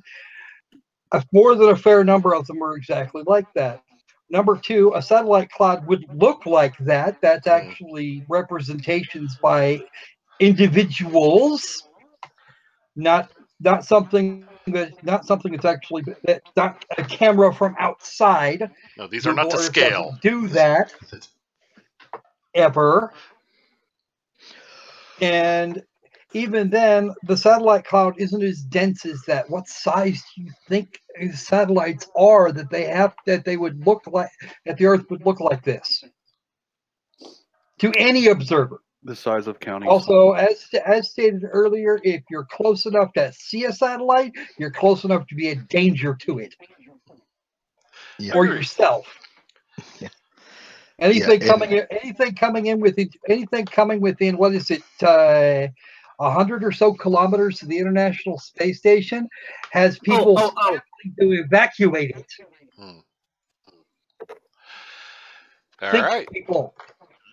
I know it's hard, but try. Yeah, in my drink called Squirrel answered it. I was going to say size and scale. Yeah, exactly. These dots do not represent accurately. Yeah, when he said there's 16,000, I was, my thought was, okay, that if you just put them and you just laid them out in a nice square pattern, 16,000 satellites, you wouldn't, compared to the Earth, it would not take up that much. I mean, it might be enough to cover the town I live in, and that's being generous. You're talking about a square 400 satellites by 400 satellites. Pretty much, and it's really, and it's not rocket science. It really isn't. Ooh, actually, that would be 160,000. I'm sorry. I see what you did there. It's not rocket science. It's really not rocket science. Okay, this would be akin to somebody saying, "Oh, you see, here's your I see your problem here. Here's your actual problem. Okay, first off, you wouldn't get images like that, or anything even remotely resembling that, from the distances these quote photos unquote are apparently taken from. You wouldn't even see them. No, you would not. Especially not the ones in lower Earth orbit. If you're talking about geosync satellites, we don't have very many. Alrighty, Soundly, you had something as well, I think. Yeah, I was saying this would be akin to asking why I can't see all the bacteria on my skin. Yep, indeed. Wait, you can't? Last I checked, no. My thinking was, really watch my hands. Can you see a cold virus coming after you? Oh, if it's a really big one. Anyway, the answer to that question is no. Oh, see, I knew there was a correct answer. God damn it! Yeah. All right. Well, you can see the person compared to the Earth, of your average satellite would look like a hydrogen atom. Seriously. Yeah. Again, they just don't seem to understand that scale issue. Scale is and the thing. Really, can these guys go back to like freshman year and learn basic geometry? Actually, they have to go back to third grade. Yeah, true. I was trying to be better. That third grade, but then I didn't have Common Core back in the day, so yeah, like I mean, this would. I was meaning just go do stuff strictly on geometry where you go over all that stuff, and I took that my freshman year. So, all right, yeah. And on that note, hold on. Yes. John Watson says that the average country is million square miles, but can't be seen from 250 miles. Lol. I called drink on him because, hey, when you're from 250, hey Squirrel, how high were you up when you were doing your space thing?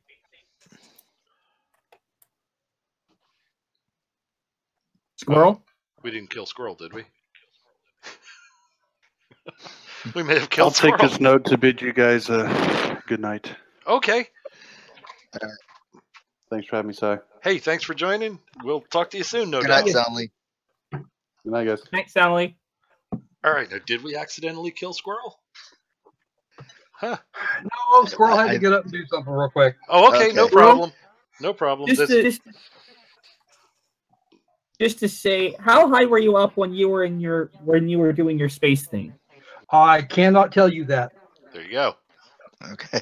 But could you see countries from Earth or from space? Huh? Could you see countries from space? I could barely see lower Earth orbit. Okay. And it's funny how they don't have the finding outlines the around. well, finding the ISS and the Hubble was actually work. Yeah. I do have I actually will say you can see one country from space that I can think of. Only one. And that's Australia, China. Because it's an island. It's a large island. There you go. Clearly identified. That's the only one I can think of. All right. Now, continents is a different question. Okay, let us move on. We're about halfway through this foolishness, and we've only blown 2 hours doing it. That, if you all remember from last week, we don't get back. So here we go. Do a search for it. I've done stuff on it with my channel. I've done other videos, but this is what we're dealing with. But yet, again, this is what we deal with, right? We deal with this kind of nonsense, right? So I don't know. Maybe we'll see the Earth one more time. Maybe the feed will cut out. Oh, we just missed the Earth there. There he goes. Hold on. Okay. This is for John. Move it for. Wait till you see the Earth again, and let it show the Earth for John Watson. I want to point out something to him. Okay. Anyways, did that video. Hopefully yesterday. It'll show up. It's highly controversial. He seems to have paused. Yeah. Do you want to back up to it? Is it necessary? Yes, please. Let's see the Earth. Let's see the Earth from any one of these clips when it shows the actual car moving around. All right, let's start here. I think it was right after this. One more time. Maybe the feed will cut out. Camera swap. Oh. No, we only just got a chunk of it. Yeah, let's see if we go around the Earth again. There he goes. Coming around. Anyways. No, he stopped it there. That's all we got. Keep moving. He may actually change it. All right. Did that video yesterday. It's highly controversial. Actually go through the time bar and show the actual. What'd you say? I was saying go to the actual time bar and start mixing around, show a picture of the Earth from the vantage point of the car, or at least a picture of the Earth. All right, well, let's back it up a little bit and see if we got it. If not, we'll catch. I'm sure we're going to see it again. We'll catch it on the next one. No, just go through the and show a picture of the Earth, because I want to point out. He's having way too much fun with this for him not to show it again. Yeah, I'm sure it'll. If not, we'll scan after. But let us. Okay. Or do you want to make your point now in absence of a full view? Or do you want to wait till we see it again? I'm looking. I'm waiting till we see it again. All right. Yeah, we only get a little sliver of it there. All right, let's move on. Oh, we just missed the Earth there. There he goes. Just missed the Earth. Ooh, lucky thing. Anyways, did that video that would have hurt yesterday. It's highly controversial. Check it out. Like I said, I have a link in the description. You can check out the video I did yesterday. But anyways, I wanted to get into this one because controversial. Nobody's watching it. That's the controversy. This is damage control, guys. This is insane. Check this out. Okay. SpaceX flat Earth shock. SpaceX flat Earth shock was Falcon Heavy launch fake. Trent. Okay. Planet. Okay. Identify website, cockfight. Yeah, I was gonna say either that or they're probably have that in there because they were talking about.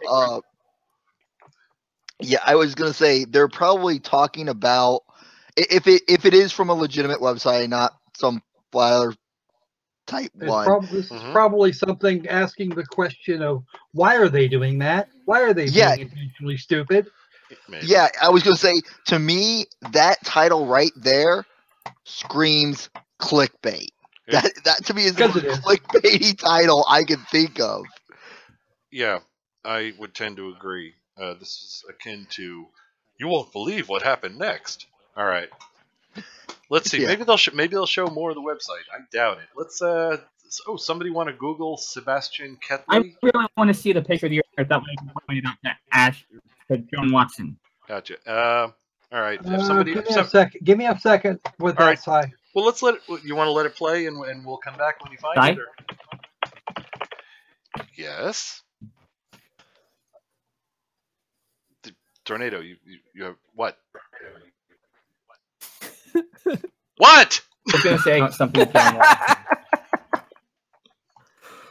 Honestly, I just can't let this go. I honestly can't let this go. When it comes to John, no, you're cutting in and out really bad. Tornado, some roboting going on there. From what? Yeah. From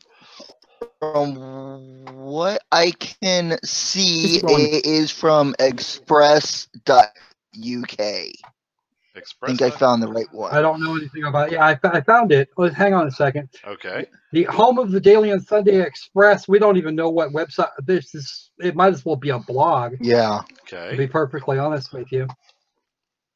Okay, John Watson is really saying he wants to see an identifiable landmass today. Okay, we're gonna do this. Okay, we'll work on that. If you go back about a minute and a half, you should find it. If you go back about a minute and a half, we actually have one. In this video we're watching now, you mean? Yeah, we've seen it a couple times. Well, yeah, and I'm sure it's going to come back. But all right. If he wants to see it right now, that's the best way. Okay. here's everybody remember 1010. So I'm gonna forget that already. Yeah, it's gone. I forgot it. Minute and a half, you say, huh? Okay. Here's a minute and a half back. There, Si. Now you can't forget it. I posted it in the private chat. There you go. Okay, scrub right near here. You'll for an actual picture of the Earth. All right. You'll have to go back. I think you'll have to go backwards a little bit more. A little bit more. Here we go. Let's see what we got. There it is. Oh, there we've got the winch wipers going again. Got the lights. Look, Oh, if it looks fake, he's right. I'm not seeing a lot of identifiable land masses in this particular. Not in that view. There was. You might have to go back further. You know what? Why don't we save that search till later as well? Don't buy this damage control. All right. Just trust me. Land masses exist. I know that because I'm on one. Shot of the Earth that's not. Yeah. Yeah. Prove it. All right. Back to 1010. Son of a bitch. I remembered. It's pretty freaking cool. All right. Here we go. Shock. SpaceX Flat Earth Shock was Falcon Heavy launch fake to conceal planet shape? Oh, I know. SpaceX's monumental launch of the Falcon Heavy has been lambasted by online conspiracy theorists who have rejected all scientific fact about the Earth's oval shape. Some have now accused SpaceX of faking the unprecedented rocket launch. Okay, tell us more. Wait a minute. Yeah. Did anyone catch that? I hope you caught it. I don't know. Look at that paragraph again. Did anyone catch it? I caught it. Okay. All right. So Sebastian Ketley published here February 7th. This is a screenshot. Hopefully I'm going to put this in there. They're probably going to edit this when this gets out. Because have you ever heard Neil deGrasse Tyson say oval? Oh no, he says pear-shaped. Let it go. Spheroid. Let it go. All these things. But I thought it was funny. Let it go. Oval shape. Never mind. Know what oval looks like? Let's take a peek. Oh my God. An oval is a closed curve in a plane which loosely resembles the outline of an egg.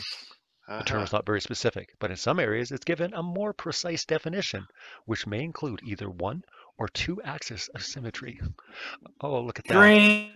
Okay, go ahead.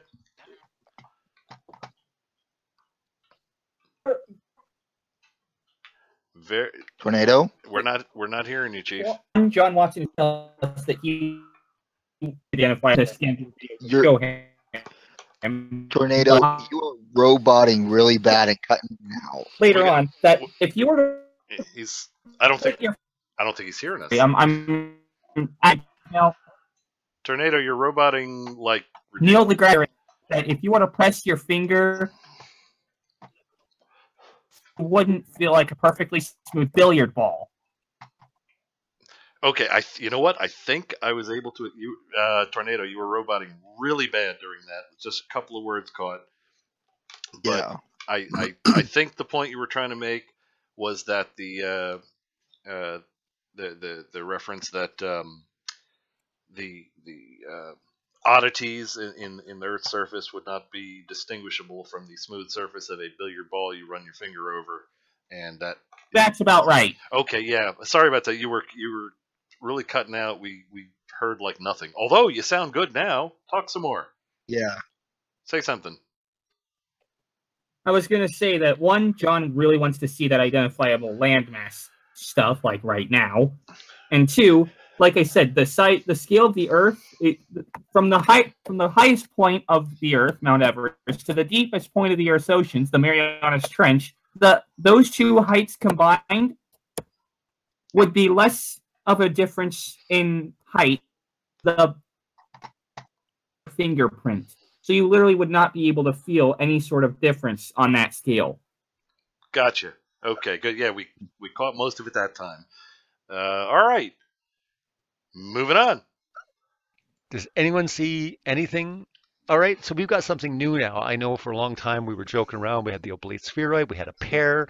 We have the joke of a globe. Yes, but now we have an oval egg. Someone used the word oval. Not an oblate spheroid, an oval. So let me get this straight. Mm-hmm. They use a word. They aren't scientists of any kind. They're just some journalists, and we don't even know how credible of a journalist they are, use a very vague term in their writing to describe something and made a bad analogy. I mean, yes, they did. You could argue to an extent, because of it being the oblique spheroid, you could possibly make a oval type argument. It wouldn't be a good one, but you could to an extent, based on what it is, could maybe make that argument. Yeah, agreed. So that is quite true.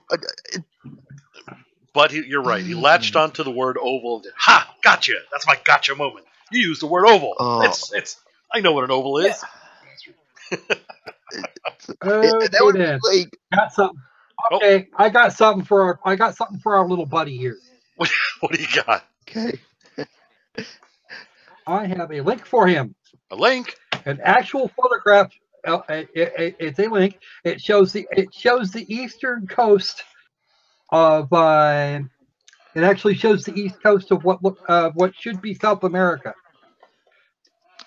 Well, I got an error on that. It's not Probably surprising. Because you have to take off the end of it. Yeah, copy it. Take off the end of it. Paste it into browser. Cut it back a little bit.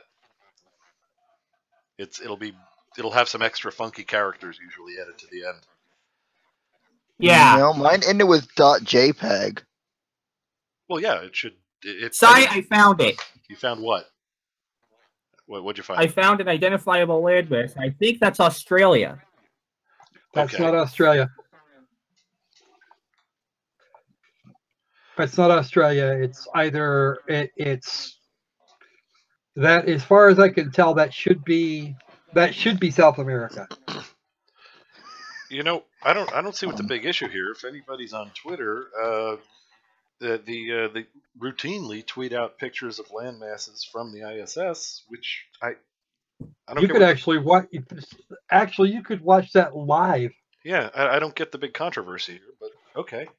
It's all right.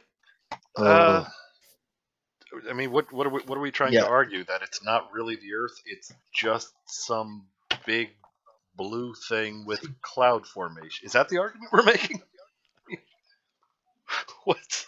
It's some other M-class planet that just happens to have a car hovering around it. Yeah. Exactly. That must be it. I am glad to hear that. All right.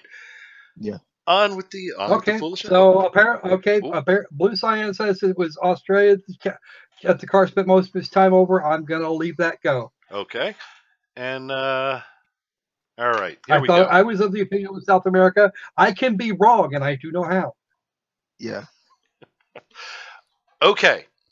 I like Mark's comment earlier, or they will fall off the globe. And I could actually probably explain why, if that is Australia, why it kind of has that reddish hue to it. What's the inland of Australia made of? Desert, really kind of desolate areas. It's actually clay desert. Yeah, so naturally it would appear red. Wow. Sneaky bastards. All right. On that note, let's see what other pearls of wisdom this individual is going to drop upon us. Here we go.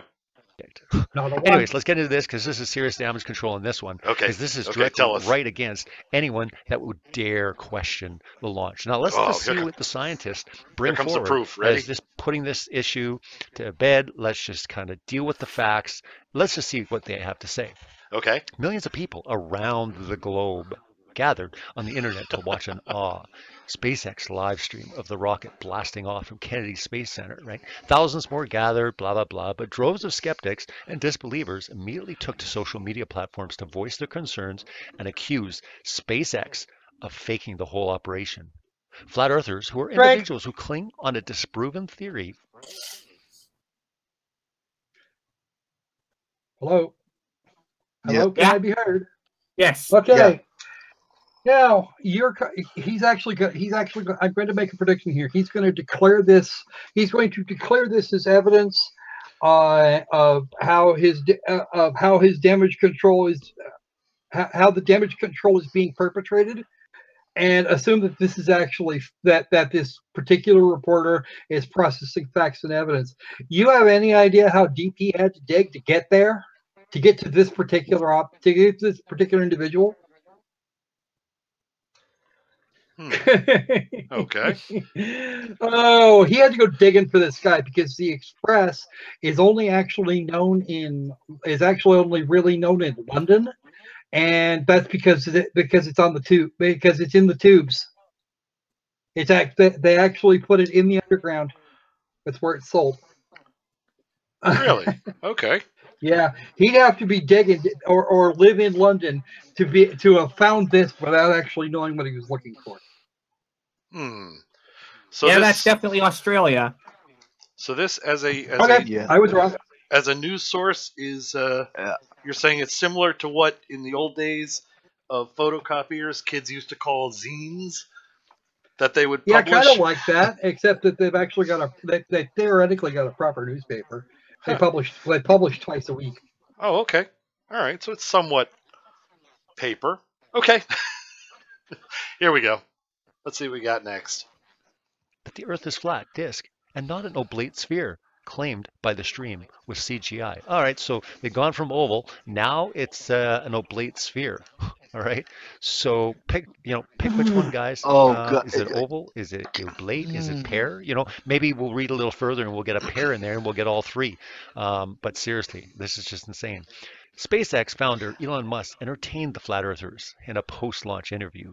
Mr. Musk joked the car looked too weird, too crisp to be real.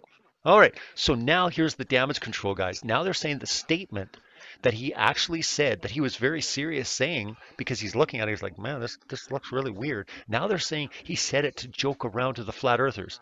I'm sorry, but if you honestly believe now that his comment was just to dispel the rumors of flat Earth, it would have been, said or spoken that way, but it wasn't. But now they're saying, oh, he was just joking around. He was just kind of putting a jab in. Oh, those flat Earthers. Yeah. Okay. Yeah. Squirrel? He was laughing. He was trying not to laugh out loud at the question itself. Yeah. Yeah. It's like. Yeah. Oh man. He was trying not to laugh the questioner out of the fucking room. Yeah. Which is exactly what I would have done had I been in that room. Yeah, I would have. Why Elon Musk runs SpaceX and I don't. Yeah. Yeah, I would have probably done the whole Mike Ditka bit. Hold up a 0 with my hand and go, "You see that, buddy? That's your IQ." Oh, Terry Virts was quoted in the article. I know Terry. Terry's fun people.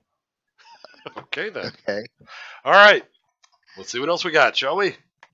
That give them a laugh, just tell, yeah, it looks fake, guys. Yeah, it's so fake, it's real. Too bad, Elon Musk, you've been busted. But here they're coming to damage control, right? Mr. Musk said, you can tell it's real because it looks so fake. Like I said before, if it looks fake, it is fake. It's just literally a normal car in space, which I kind of like the absurdity of that. Squirrel! I love saying that. Claim presented without evidence. If it looks fake, it is fake. That's not you don't have it. You need to prove that, sir, and you haven't bothered. You just made the assertion and moved on. Indeed. And actually, Mr. Musk set that up. My apologies. No, he didn't. You said that, and therefore you were the one making the claim. Let's have the proving, pal. Say, if everything that fake is, then I want to know. I am sending you an image over the Hangout, or over the thing I have on my Google Hangouts page, so you can share that if you want to. All right, you sent it in Hangouts, you say? Yeah. Why did you put that way? John Watson can shut up about not pointing out anything on the ball. Gotcha, not a problem. All right, you know what? I'll save it now, and we will. Here we go. It is saved. Put it on the screen. Calm yourself. That'll be fun. All right, hold on. Yeah, here it is. Dragged it down.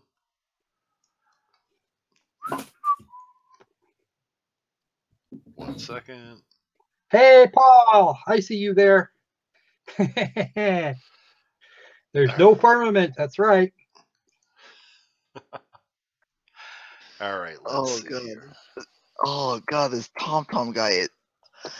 I asked him for evidence of his claim, and he says space travel is impossible. Yeah, I saw that. That's not. Can we go put him on a rocket and just send it out, just on a path? Have enough fuel and power to send it out of orbit. We would have to balance it. We would have to balance him out with. We'd have to balance him out with Jaren and probably one more, depending, of course, on what he weighs and what his aerodynamics are. All right, here's Tornado's we image. couldn't just send one. It wouldn't work. You don't want to. You definitely don't want to. Yeah, I was thinking, that way, and don't have it go in orbit. Just have it go as far away as possible. That's almost as bad as tornado spacing. That's almost as bad as tornado spacing people. All right, Tornado, your picture's up. So, Josh Watson, what's that about not being able to point out any identifiable landmasses on the ball? And now he's laughing at me. Okay. Yeah, of course he's laughing because you drew on it. All right. So I assume you trace the visible borders accurately. Yeah. Unfortunately, it removes the ability to notice the visible borders. Anyway, okay. On that note, let's get back to where we were. Oh, that can't be real. Look, it looks too much like the bat signal, so we know that's fake.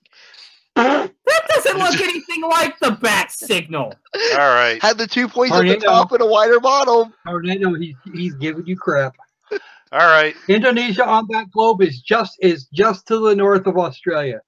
Thank you for playing. All right. We're 13 and a half minutes into 2020. We're not doing too bad. Okay, here we go. Indonesia, John Watson. Moving on. Those who watched the SpaceX feed saw the expensive electronic car breathtakingly hang over the blue planet below, immediately disproving conspiracies the Earth is anything but a globe. All right, so again, the expensive electric car, breathtakingly hanging over the blue planet, that immediately disproved the conspiracy that the Earth is anything but a globe. So see, they're not bringing science, guys. They're not bringing any empirical science to the table at all. I mean, I have been at this now for 2.5 years. Yeah. Go ahead, Squirrel. You're up first. Go ahead. Direct observation by the camera is not sufficient evidence. When did at this point? When did that become a thing? You do, in fact, provide direct observational evidence of a globe here because you can't see North America while you're flying over Australia. Yeah. Wow. Because it's on the other side of the world. Wow. Okay. And there was some babbling here a second ago about not bringing in scientific something like that. Was there not? Was that not? That's what I was just responding to. Yeah. How about the reference earlier where he criticized such people? I mean, early on in this very video, he was indicating that such people cannot be trusted, right? I mean, why is he complaining that we're not bringing them in? Right? Yeah, it's really they enjoy this one. Damned if you do and damned if you don't. I mean, you give them what they want. They don't like it. You give them something else to try and do it. They want what you tried to show them earlier. You can't ever win with these guys. Yeah, give me A. Yes, here's folks, A. that's correct. The goalposts are currently moving at warp 50. Yeah. Engage, Mr. Chulu. Got to see if we can make a nice video or actually, that would be better in a GIF of goalposts scooting by on roller skates. I'm going to work on that. All right, moving on. Here we go. 2.5 years. We're going on 3 years now. I have yet to see anyone bring scientific, Aristophanes, and look at the pictures, and now it's going to be Elon Musk. Elon Musk proved. I mean, can you imagine the history books of Elon Musk? Was a hero because he proved once and again that. Okay. Tornado. We have mathematics. You freaking. Yeah, I was about ready to point out. I was about ready to call a drink and go math, calculus, Newtonian mechanics, physics, solar eclipses, lunar eclipses. Both eclipses are only possible with the heliocentric solar system and the Earth going around it with the moon going around the Earth. Well, just, I don't know. I mean, I don't know about that, Cap, because the flat Earth crowd in general does make very good arguments for each one of the things you just mentioned. Unfortunately, each of those arguments breaks the arguments for all of the other things. Yes. Look, here's how this could happen, which prevents everything else that happens from happening. Actually, they don't ever make one argument that fails every time, and there's no way they could do it. Calculus. That sinks their ship every time. Okay. Oh, yes. Let us at this point push Mr. Watson back into his corner. Because frankly, it doesn't really matter. He's just hit the ludicrous speed button on his goalpost shifting. Okay. Alrighty. Here we go. Let's continue a little more here. Earth is a globe because he shot a car into space. This is insane, but so many people believe it. It's sad. It really is sad. But not everyone was convinced by the stream. Many truthers questioned the apparent lack of stars against vast expanse of space. Okay, there, I knew it was coming. Remember earlier on, I said I can't wait for one of them to say, "Where's the stars?" There we go. Yeah. And Tornado, you called drink. Yes. Yeah, quite true. I was gonna want to finish this point and then go drink, ask, and answered. We already went through this. Yes, we did. Indeed. It's called optics. Learn it, love it. Yeah. Agreed. Okay, but respect them. We knew it was coming. All right, here we go. Others pointed out the planet appeared to be stationary. Interesting. Many truthers question. I guess that's better than a bunch of conspiracy theorists. They've used that word a lot, or they've coined that term. Drink. Okay, there's another 8 seconds. Squirrel, you're up first. Truthers are in fact conspiracy theorists. That's just wrong. I know the name for that. It's just, yeah, you're trying to poison the well there a little bit, pal. The deal is that the truthers, a word a term that came about after Mr. Obama was elected president in 2008, headed up by one Donald Trump, I might add, or at least that was the guy that popularized it. That was Squirrel. That was birther, not truther. Truther was after 9/11 with all the 9/11 conspiracy nuts. Oh, I'm sorry, you were correct. Doesn't matter. They're still conspiracy theorists. They are they are by definition conspiracy theorists. Yeah. You'll have to forgive me. I'm old and I've been up for a while, so it's been. No, you're fine. And they're only conspiracy theorists. I may need correction from time to time. Yeah. And they're only conspiracy theorists. The 9/11 truthers are a particularly annoying lot, actually. Yeah. If we allow for the non-scientific use of the word theory, yes, they're conspiracy theorists. All right. Yeah. And I did have a drink call too. Oh, go ahead. On his statement of go for it. Yeah. On his statement of how they claim that the Earth appears stationary, the Earth is freaking huge, and its revolving rate is actually not that fast compared to its size. It is relatively slow. 23 degrees per orbit of the International Space Station. Thank you. Yeah. All right. And so it's not going to appear. It's going to appear stationary because it is revolving so slowly because of its size, scale, size. Please learn those 2 words, flurfers. That would be a good thing. All righty. Also, yes. Again, Josh Watson, you asked for a landmass. I showed you an identifiable landmass. Therefore, you have been debunked. Okay. We're good with that. Moving on. But again, I think we should look at it as, conspiracy theorist or a conspiracy fact. And again, this is what's going on. There is a conspiracy going on. But yeah, many truthers, we did question it because it's nonsense. Twitter account, Prof. Brian Hoax tweeted, surely you don't need to be a flat earther to recognize the fakery.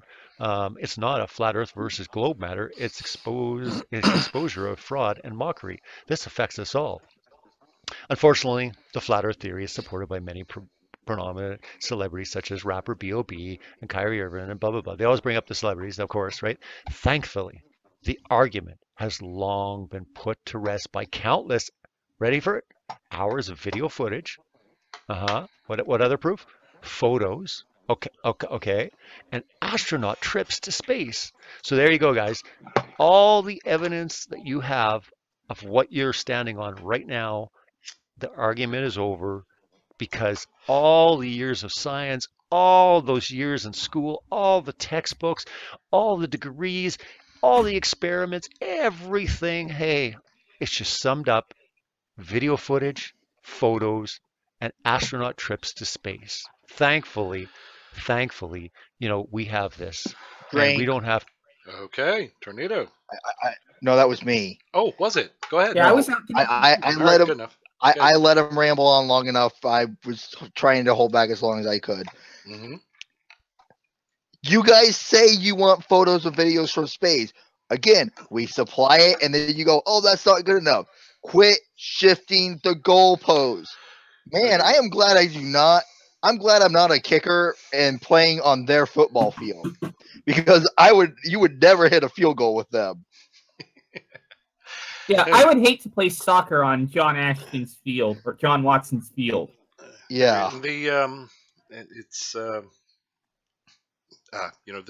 getting painful watching this. He's implying that first off, you're right. What they asked for, as that would be proof to them, that somehow that's not good enough. Okay, fine, that's not good enough. But he's also implying that that's the only evidence that exists that all of this stuff is actually real. Actually, if I can jump in here real quick, Please I don't do. think this is necessarily shifting of the goalpost. I think this would be like you kicking a field goal and then him claiming that field goal was a government conspiracy dating back to antiquity, perpetrated by a UN army and the invisible Illuminati. Well, of course, Aristophanes was being paid off by NASA. Goalposts are fake. I mean, obvious. Yeah, no, yeah. I mean, you can't make a field goal when your football is a computer composite generated in post production and then shown to people during the Super Bowl. That's what I feel like the argument is here. I mean, granted, I'm in and out because I keep running outside to look for falling cars. This video is really affected me in the wrong way. It's not just you, trust me. All right, let's eat catch most of that. Here we go. To talk about this any longer because it's all been put to rest. Guys, this is a major red flag because, again, they're not bringing these articles and they're bringing real science to the table. And, again, they're not coming to the debate table and all these sort of things. This is the reason why, because they bring up, ships go over the horizon and Aristophanes and shadows and pegs in the ground, all these. Oh, I hate when people keep bringing up things that are reproducible as evidence. That's just awful. What's that all about? Sort of things non-stop. And we're going to get into a couple of other things. I think I have time. If you're still with me, thank you so much. Appreciate all your support. You guys have been amazing. Hit the like button, subscribe, share this with your friends. Get this truth out because it's so incredibly important. Because I think when people start waking up to the lies of the world, seriously, someone moderate multi-tom-tom. They truly are going to. Factard just did. He just did. That's. I think. I don't think that basically when he gets out of timeout, I think he goes directly back into timeout. I think it's kind of where he's at now. Well, really, You just mentioned Nazi minds. No. I think he meant mods. He meant mods. I think it was MIDS. So I think he meant mods, but he just can't type right. He was called out by Sewer Tapes, who mentioned that we in fact have no mids. All right, here we go. Exactly. Let's. That's. Yeah, if just say what you got to say. Don't be abusive. Guess what? The folks that have the ability to moderate are not nuts. They're not going to boot you out just for stating your opinion. Just don't be abusive. They'll find you get to say what you want to say. Yeah, I think it's a little bit earlier. That's the fourth time. Pretty much. That's the fourth time he's been timed out, by the way. Yeah. I think it's, At this point, he's past the 3 strikes. Yeah, he's more or less, I think it was the first one that got it. That's the first one that got him timed out. And then after that, he said he started really, just he was already on thin ice with everyone. Then he started trying to go after us, which we can take it. We're pretty thick skinned, but when you make the comment you made earlier, you cross the line, and then you start making Nazi comments. You're just pretty much the moment you get timed back in, you're getting timed out again. I think you're on just pretty much. We'll wait for you to comment again, and then we'll. May I remove him from the thing? No, just let it go. If like I say, if there's abusive stuff and obviously it is being taken care of. Anyway, Fino's starting the puns again. No mids, not even oven mids. Yeah, I'm surprised we didn't get into a bunch of egg puns earlier with the whole. When he mentioned that would surprise that didn't take off. Sewer tapes apparently apparently sewer tapes put the fear of Sagan into our Tom folks. Maybe so. Yeah. All right, let us try to get this foolishness over with. Here we go. Want to know why. They're going to want to know, well, if this isn't real, then what is real? And there is a truth. There is a truth found in one person, Jesus. John 14:6. I mean, I say this all the time, but it is so important. And the truth can be found, because if evolution and all these lies that they're trying to conceal. Drink! Okay. I'll let this one go. For me. All right. Assertion without evidence. It can be dismissed. Also, prove evolution is a lie. Prove it. Yeah. Okay. My thing is, you're going to quote the Bible? All right. Let's play quote the Bible. Pi 3? No, it's not. Guess what? That claim just proves your Bible is fallible and wrong. So guess what? I will throw any claims made from it out because it is not what it is, a complete lie because it is fallible. And also, prove your God. Prove the Bible is true, which I can easily prove it isn't just by that one statement. And prove, that evolution is false and all the other claims you're making. Until then, bye-bye. Indeed, little evidence. Can I add just a little bit more, because this is a little bit more my field of expertise. Go ahead. Let him please throw in something that we can actually see what Jesus said or didn't say, because for now all we have is the hearsay that is the Holy Bible. There's nothing firsthand. All it has is second-hand writings by writers. We don't have anything on Jesus. We can't say anything is accurate. But Peter, we have Josephus. Don't you know about him? You know what, guys? I'm just gonna lay this out. We have multiple violations of just basic physics to contend with before we even get out of the book of Exodus. Okay. Yeah. Anybody remember the story of Joshua and the Amalekites? I don't remember exactly. Oh yeah, that's I think actually in Deuteronomy. The one with the sun and moon stopping? Well, yeah, with the sun and moon stopping. Okay, yeah, so that's Deuteronomy. My bad. I think. I don't know. Yeah, I could be wrong. Look that up. See, I focus on the simple things in the like Jesus went off by himself, and yet we know what he said. So what exactly happened there? Did he wander off on his own, say some stuff, and then come back and say, "Guys, here's what I was saying over there." I don't really. Nah. Excuse me. It looks like from doing some Google searches, it looks like it might actually be from Joshua. Oh no, he's back. Yes, he is. Being handled. Let it go. And Squirrel, you threw in the physics. I know the parting of the Red Sea is in the Bible. When it comes to physics, come visit the Dutch. We did it twice in our country, Okay, and it's well, okay, and it's still working. And you know what we used? Physics. Concrete, probably. Anyway, Joshua and the Mechalites, where they stopped the sun. Does anybody have even a vague impression of how big the sun is? Yeah, and not to mention, and how much energy? How much energy would it require to stop that? Especially since let's achieve the effect. Let's be honest. Let's be honest. I know you have coins where you live, Crocker Squirrel. So pick up a coin, hold it in front of you against the sun, and see how big the sun is. It's not that big. Okay. Okay. I mean, I'm just now channeling the average Christian and flat earther. Peter, let's do this. Let's hold on. Let me work this through for you, or for everybody actually, and especially our particular flat earther here. Okay, let's have a look at this in the best light possible. Okay, the claim here is that God stopped the sun. But the sun is utterly massive,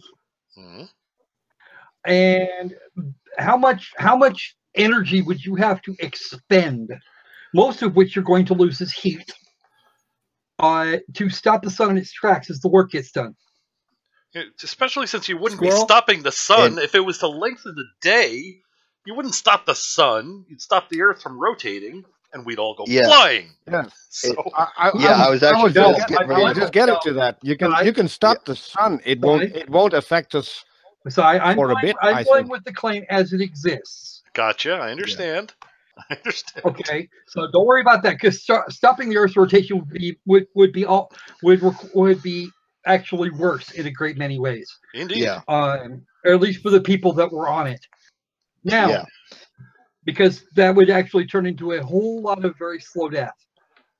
And not very good deaths at that, because sucking hard vacuum is not actually something that one wants to do.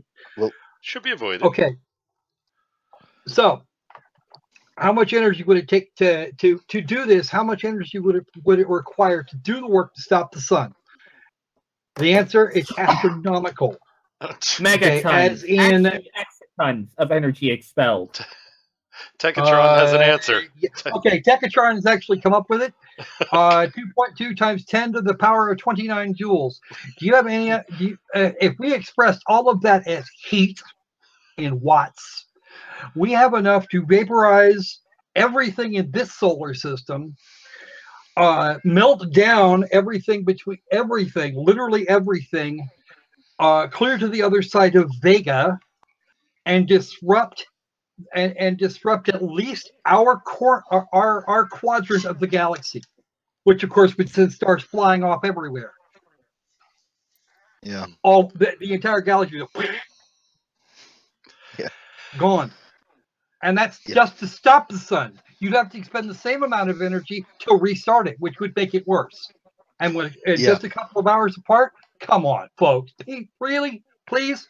Even a day. We're gonna need some Naquato. Yeah, and I was going to point out. I can just refute everything you just said with one comment. Okay. You underestimate the power of God. Ah, there you go. But I just thought out how many megatons I would also we still have no direct evidence of this God thing. Only the book that's making the claim. That's a circular argument, and you lose. I will direct everyone to Pelagia's comment. Deuteronomy 6:16. I saw that a minute ago. Do not put the Lord your God to the Tesla. Squirrel. I just have one comment. A couple of things to say. One, again with the Earth and flying off. I do have to correct side. Not everyone would fly off the Earth. The people basically on the night side of the Earth would literally just turn into goop. Well, no. If you're talking about stopping the Earth's rotation, the planet would actually break. It would fall. It would come apart, and everybody on board would be fixed immediately. Yeah. And assuming it Okay, did, I better check the stop the Earth in its orbit. That you run into the same problem, except on a much larger scale. You would obliterate the Earth, the Moon, Mars, Venus, Mercury, and we would be throwing chunks of Earth, and we'd be throwing chunks of all of those planets into Jupiter for years. Yeah. Alrighty. Well, with the stopping on the sun, the note that you said about the stopping the sun, to do that, it would expend the energy of 5.32 times 10 to the 16th megatons of energy. Yeah, no shit. Okay, so John, I have a question for you. Okay, John, I got a question for you. How thick is the flat Earth? Oh, that's a good question. How deep is it? Yeah. Wait, is this including the turtle or without the turtle? Is this with the turtle, or just landmass? It's turtles all the way down. It's not. I'm not worried about the turtle. It already picked up the turtle. God already picked up the turtle just to simulate gravity. Oh, okay. Or picked the planet up picked us up off the turtle to simulate gravity at 9.81 meters per second squared. Mm-hmm. How thick is the flat Earth? John, I want an answer for this. And I want to know what's underneath. Don't worry. And I had one other comment, Squirrel, on your when you said, well, that's a circular argument. I'm going to go back to the people I had on my channel once for that debate. Any argument from authority will eventually be circular, so it makes it okay. No, this doesn't make it okay. Aha. Squirrel? Yeah, who's addressing Squirrel? I am. I'm checking the numbers in NukeMap. And John, I asked you a straight question. Just the fireball alone. I already showed you an identifiable landmass. It was Australia. Let's try that again. All right, let's not get sucked into it. How thick is the flat Earth? Tornado has a question. Tornado seems to have a question for you, Squirrel. In the meantime, hit me. Well, actually, I was saying that in NukeMap, the fireball from such an explosion that I told you about would cover all of Missouri, Iowa, and Illinois, as well as the vast majority of Indiana, Kentucky, Tennessee. Oh, it also includes the explosion. Also includes Arkansas, by the way. So it encompasses all of Missouri, Arkansas, Illinois, and Iowa. Covers half of Nebraska. Almost all of Kansas. The North American Midwest would go away, is what you're talking. Okay, pretty much. Yeah, just from the fireball. The radiation encompasses the entire North American continent and parts of Greenland. Okay, the thermal radiation pretty much. Should I be thermal pulse? Basically, should I be alarmed? Should I be alarmed that you're able to model that on the fly like that, Tornado? Anything that's big enough to do that much damage just based on just for the initial blast radius is more than enough to crack the planet. Yeah. So Squirrel. Tornado. So what you're saying is basically if that ever hit, we're all screwed. Actually, no, I was wrong on the fireball. The fireball would encompass all of North and South America. Okay. Half of Africa, and basically half of Asia and all of Europe. So, So yeah, we're screwed basically. Fireball. Something like that. So what this would be is a really bad day. That's what we're saying, right? Yeah.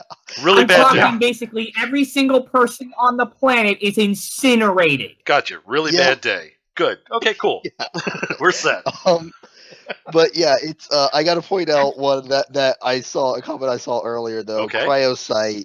I'm not even going to try and pronounce the last name. I know I would screw it up. It says turtle poop is underneath. 6,000 years of turtle pooping. You know that makes sense. Lacking resource. What? I apparently missed something. What? What is? Apparently, we lack the resources to determine how thick the flat Earth is. Okay, and yet I don't. And yet, those who believe, those who are aware that we're on a spherical Earth seem to have no trouble calculating its size, mass, all of that sort of stuff. You had a much longer. Yeah, go ahead. I was going to let you finish. I had more of a joke comment. I was going to say, are you telling me that we need to actually, listen to what seismology says and follow it because it's actually been proven right? Oh, you're right. That's crazy talk, isn't it? Yeah. I don't know what gets into my head sometimes. Hey, you know what? Probably alcohol. All right. On that note, let us continue with the foolishness. Here it goes. And to take away from the true creator of creation, because all this stuff emphasizes the fact that we're an accident, a big bang, heliocentric explosion, and there's billions of planets. Right. Heliocentric explosion. Does anybody remember? I don't remember seeing any heliocentric explosion. Yeah, I was about ready to call it. Why would there be one? No. Yeah. No. Second class and good comment, guys.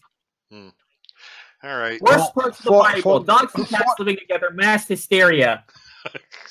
Gotcha. All right.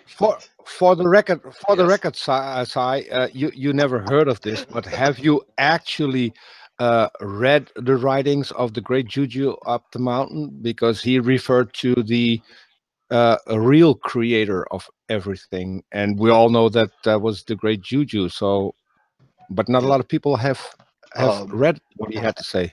I gotta read Paul's comment. Okay. Please do. It says Looney Tunes is evidence that the so-called gravity worked different and as recently as the 1950s. Yes, indeed. That's actually heresy. I talked to a Christian who was adamant that he got his dinosaur science from Scooby-Doo. So and Scooby-Doo is not part of Looney Tunes. No, it's not. No. So that's heresy right there. Paul, well, see, different cartoons work for different things. Okay. Oh, okay. Well, maybe that'll work. Indeed. Because Looney Tunes only touched on gravity and physics, not paleontology. That was more Scooby-Doo's thing. A little bit of cosmology too, I think, with the little Martian dude. All right. Yeah. Yeah, the spooky space kook. And yes, I know the episode title. All right. Here we go. And you're insignificant, you have no value, and it really does have an effect. It has effect on our children and and a lot of people, to scoff and mock at it. And again, okay. Yeah, drink. Yeah, I got. Oh my! Won't somebody please think of the children? You know what, guy? You know what, folks? The universe doesn't care about you. No, it doesn't. You're not special. You're just one more freaking ape sitting in a chair that was constructed by some other ape or group of apes. I followed up at a computer designed by yet another group of apes and assembled by some other ape. You're an ape. You're just one more ape eating, shitting, and reproducing. That's it. You are not special in the universe. And the nice universe self-filter there. You will die. You could die tomorrow, and the universe will not care. It's not. Yeah. It's not actually. It's not actually going to affect the children, because the children need to know that there is a whole big universe out there. Yeah. Yes, And turning inward is not. It's not going to help. It's not going to help you. It's not going to help them. To be fair, Squirrel, if we go you, back, but that doesn't mean the universe cares. They're great. Squirrel. To be fair, we have to go back to what he actually said there, because he said we are all useless, and that's affecting our children. That's actually what Christians teach their children. They are useless. They are full of sin, and they need to be burned in hell for eternity. You need Church of Burnham, who swears her 6-year-old who swore that her 6-year-old was a filthy sinner. Yeah. Yes. Yeah. That's actually a true statement. It is affecting children. Okay. Yeah, I was going to point out to tell them that without God they have no purpose. Yeah. You make your own purpose in life, folks. You do. Exactly. That's what I was getting ready to say on that. And then, because really, with Christianity, it is literally you are useless, you're worthless, you're pathetic, and now you need to go, snivel up to and butt kiss this almighty God who a lot of people, and what I love is when they point out that God did this so he could redeem humanity. So that meant he already knew humanity was going to screw up. So it was all part of his plan. It's worse. Yeah. It's worse. He created a universe. He created a universe knowing upfront what would happen. So he chose to create this particular universe. Yeah. Which makes it by default. It's worse. It's worse. No one can be blamed other than I love and then that's another talk for another day, but that gets into the whole free will thing. But if he knows everything, we would have to almost be just basically actors in a movie, and we're just acting it out for God's enjoyment. Which according to the Bible we are, because the Bible doesn't mention free will. What it does do is mention everything that makes free will impossible. Mm-hmm. True, but that's a topic for another day. And the emphasis is not just for the children you're useless, you're unimportant without God. No, that's not the worst of it. The worst of it is there's also the element of guilt. Guilt is what fills the coffers at these institutions. Not only are you useless, you are guilty because of something you personally did not do. Yeah, the whole original sin thing. And I'll say this, though, it's the worst form of child abuse there is. Yeah, if you want a good explanation of purpose in the universe, and you want just to really I mean, I can listen to, like I said, Neil deGrasse Tyson. I can listen to him for hours and still always be like, wow. But when he talks about how we're here at this time in an ever-expanding universe that is stretching to pretty much almost nothingness, us living here at this time doing what we're doing, how can you not find purpose in that? And I know I completely obliterated what he said. It says a lot better, but and how can you not find that incredibly awesome? Exactly. That's what like I said, if you want to just be awe-inspired and have your mind blown, put on Neil deGrasse Tyson. He is just he says it a lot better than I can. So yeah, I agree, and I've always said that the universe is really pretty freaking amazing. It is so amazing that, in fact, it is my belief that we have no need for magic and such foolishness. It's just not necessary. Okay, guys. I think we've actually got. I think my derailing has gone on long enough. I just got one comment to John Watson. Yes? He says no comment yet on galaxy rotation. What? Hey, John, Newtonian mechanics. What's he want to know about galaxy rotation? You go.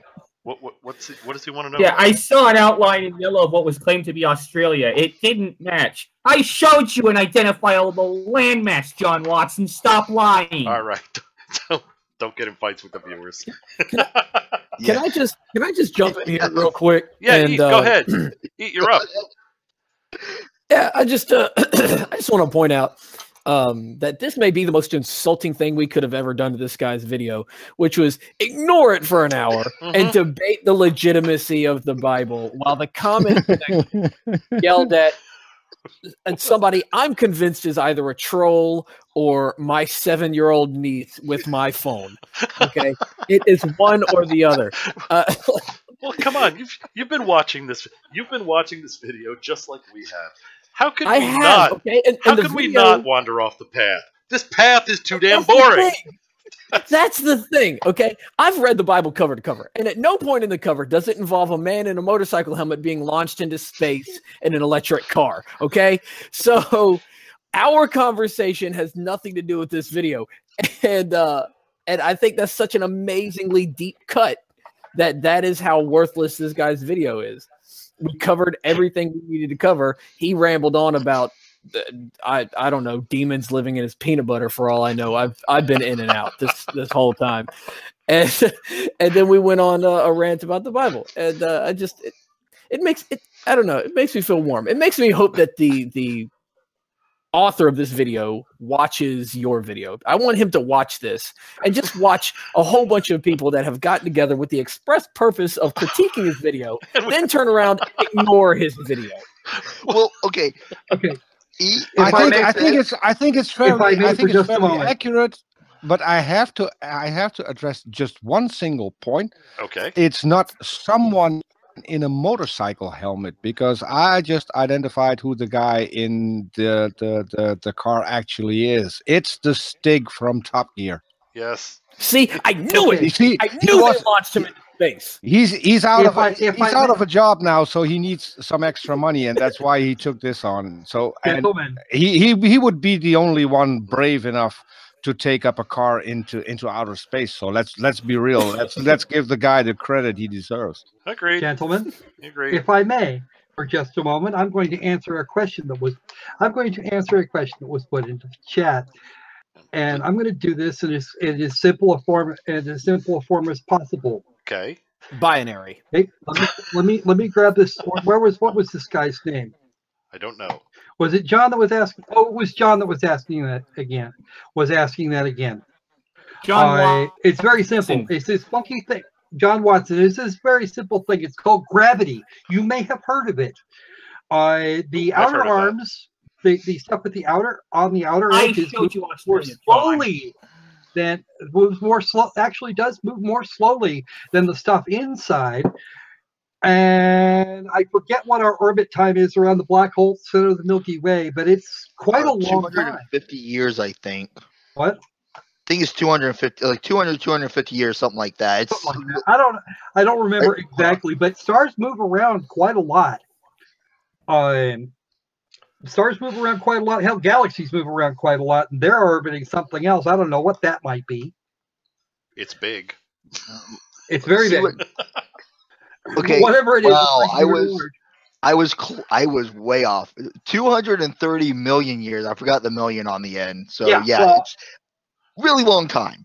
The last time that I didn't think that was right. The last time that I was the last time that Earth was in the position that is in right now, relative to the center of the galaxy, was actually before the dinosaurs existed. Before. Okay, I don't know if I can believe that until you can show me a video of that. I don't think I can believe you. John Watson, I do not have to explain Mercury with Newtonian gravity, with Newtonian physics, because Newtonian physics was known to be incomplete at the time that the precession of the perihelion in the orbit of Mercury was noted. Einstein was the one that put it all together to get it worked out. That's still classical mechanics. And we're still ignoring the video. Squirrel, can I pick your brain for a second? Sure. You said the Earth now is in the same position as it was a long time before the dinosaurs. Is that correct? I'd have to go back and look at exactly the time frame in question, but if I'm not mistaken, it is in fact before the dinosaurs evolved, before the critters that were on the planet at the time. Yes. Evolved. But you did make that. But you did make that statement. You did make that statement, Squirrel, right? It was around. Well, aren't you by making that statement just ignoring that the universe is expanding? Wouldn't we be on a different place than we were? Oh no! I'm talking. That is our position relative to the galactic center. The universe is expanding, but but the gravity of the black hole is actually maintaining us in something roughly resembling the same orbit. Yeah, Squirrel. Okay, thanks. I did a quick search, and dinosaurs lived between 230 and 65 million years ago. Okay. So we're in the same spot at the time of when dinosaurs started to emerge. Okay. Okay, so that's all right. There you go. I knew it was actually close to there. Yeah. 250 million years actually for one grand tour around the center of the galaxy. So slightly before, only about 20 million years. No. Roboting tornado. You're John just said. I told John I would hate to play soccer. You're Hey, Tornado Pelt, we don't hear you. I understand. Refresh there, Tornado. Domo arigato. Because on my field, we follow the rules. I'm guessing he doesn't hear us either. Tornado, you're roboting something fierce to where we caught none of that. Hello, Mr. RoboCop. Yeah. Domo arigato. Yeah. Okay. Yeah, now we can. Okay. I'm still roboting. Hey, happy birthday to Fino. Apparently it's his birthday. Oh, cool. Hooray, Fino. Oh. Happy birthday. Happy birthday. Woohoo. Yeah, I just looked down at the chat and saw Sue said it's your birthday, Fino. Oh, and by the Fino way, said, John yes. Marston, you shift the goalpost. Happy birthday, Fino. The black hole exists. Happy birthday, Fino. And I guess, Sai, for a birthday present, should we get back to the stupid? Okay, we'll do that. It's good because we don't have that much. I have one more comment for John. Okay. Newtonian mechanics was accepted as incomplete because it worked in most everything else. That being said, Einstein was the one that actually came up with the correct answers that actually explain the precession of the perihelion in Mercury's orbit. So yeah, it was in use for quite a long time before someone finally managed to come up with the right answer. Just because you can't explain one thing doesn't mean that all the other things don't work. Okay, can I ask a question to the esteemed panel, because all of you would know a lot more about this than I do. But we have a defined center of the universe at this point, which is a small town, I think, in the western part of the USA, but I can't remember the name of the small town anymore. Anyone can shine a light on that? I got nothing. Anybody? Wait a second. I see what you're doing. No. There's actually a plaque in the city that says this is the center of the universe. There's the mayor put it there. I know this for a fact. Really? Yeah, I'm not sure, but I do got something to say to John here. He said a ball spinning in in opposite directions. This is funny. One, funny has two ends for clarification, but two, Foony. You do know that, things like asteroids and things like that, if it's large enough, can hit an object and actually could actually reverse its rotation. That is why you have, what is it, 2 planets in our system that spin, quote unquote, spin backwards. I mean, we know how this works. Indeed. All right. Now, on that note, perhaps we should watch some more of this. Well, actually, or not. Okay, two more seconds. Right, gonna go for it. Asked a question, and I feel like that we owe it to him to answer his question. So that works. I have a list of the places referred to as the center of the universe. Okay. Wallace, Idaho, Albuquerque was brief in there. Toronto, Tulsa, a bunch of other places that are really insignificant. But my favorite on this list here is Nibbler's home planet, Eternium, from the hit TV show Futurama. So there. Okay. Yeah, I was the first one was the one that I heard about. Actually, was it Wallace? Yeah, Wallace, Idaho. Yeah, that's the one I heard about. They had a plaque put there, and I'm googling as well now. There's a lot. Yeah, no, a bunch of these, however, do not deserve the title, so I'm ignoring them. For example, any place in South Carolina does not deserve the title. Yeah, I agree. I agree, but yeah, it is. That is actually. But yeah, I it think has the plaque there. I think I learned about this in QI, a show that oh damn, now I forgot his name. Well, it's a British show, and it got explained there, and they did a fairly good explanation. So I'll have to go with that. Brian Blessed hosted QI once, didn't he? No. He was a guest. Or he was Brian Blessed would I thought he was like the guest.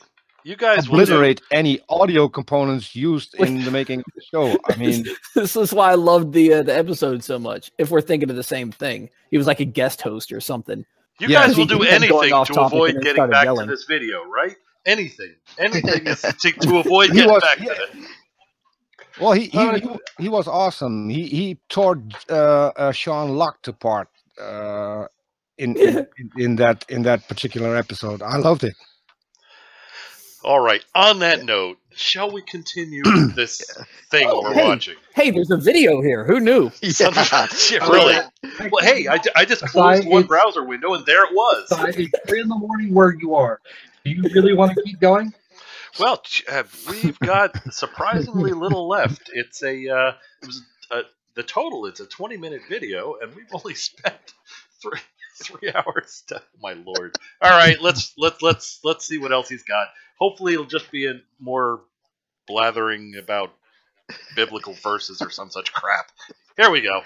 You've been programmed. You've been programmed that way to like laugh at the Bible or look at any of this kind of stuff. So, okay, gotta say. And how are we programmed to laugh at the Bible?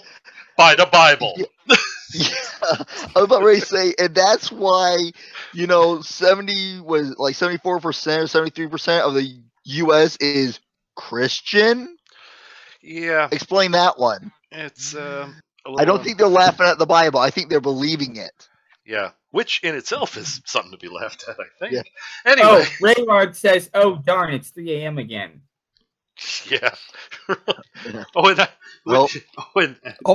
I just remembered it was Stephen Fry who explained why that was the center of the universe. And if anyone's going against Stephen Fry, they're going to have beef with me because he's my god. Okay, Stephen Fry's an idiotic moron. What does he know? All right. Oh. We got That's fighting words, man. He already told fight. Cap, you just ruined your intro and your logo. You know that, right? Probably. Hey, I like surprises. Hey, here's an idea. Why don't I hit play? Here we go. Yeah. What happened if you We just have a took video. the Wait, chance who and said you know that? what? I'm going to spend some time. I'm going to look into the truth. What would happen? Things like this is a really good vehicle. These are the type of things that we can send to our loved ones and get them thinking about it. A lot of people have a heart for the gospel and sharing the good news. And this sometimes is a great way because, again, these are on the headlines. People are watching this. And, I mean, like I said, I had 2 people reach out to me. Okay. He needs to be accurate. If he's saying this is a pretty good vehicle for the Bible, is he referring to the car in space or what? Okay. Because I want to have the specifics here. If I'm going to refer things, I need to know what I'm going to refer. There should be clarification. I agree. All right. I'll have a test on Twitter tomorrow and try and see if I can find Christians who will agree that a convertible with a guy in a helmet is actually a good vehicle to the Bible. I want to see whoever used that argument and what the results are. A convertible with a guy in a helmet hurtling through space. Through space. You know what they should have put in the this is what they should have put in the car. They should have put like a Bible, a Quran, and all the other holy texts. So that way, if any intelligent life ever did come across the car, they would look at it, and then they would go, no. Are they worth it? No intelligence. No. All they would have had to do is listen to U.S. radio and have Jesus take the wheel. There you go. Okay, and Cap, if they did put all that stuff in the car and it was located by someone, their first thought would be, we've got to obliterate these people immediately. This is dangerous. True. This is I was hoping that they wouldn't. See, I was going off the whole idea that they only look for intelligent things to take them over to prove they're better. That's why I was trying to save the human race. Oh, well, yeah, one would I hope. think I might have just cited death for it. No, you may have, because, I mean, think of the average super intelligent alien coming across this going, oh my, we came across this crap 100 million years ago and it nearly screwed our planet. We don't need any more of this. Anyway, all right. Yeah. Let's get back to the stuff. Yeah. Here we go. Friends. Wait, just one comment. Yes? You actually made good points, Ty. We need to send this video into outer space, as far as we can get it into outer space, because no UFO will ever turn up on our planet again if they see this. You think we'll be quarantined? Not a single one, because they will be looking for intelligent life.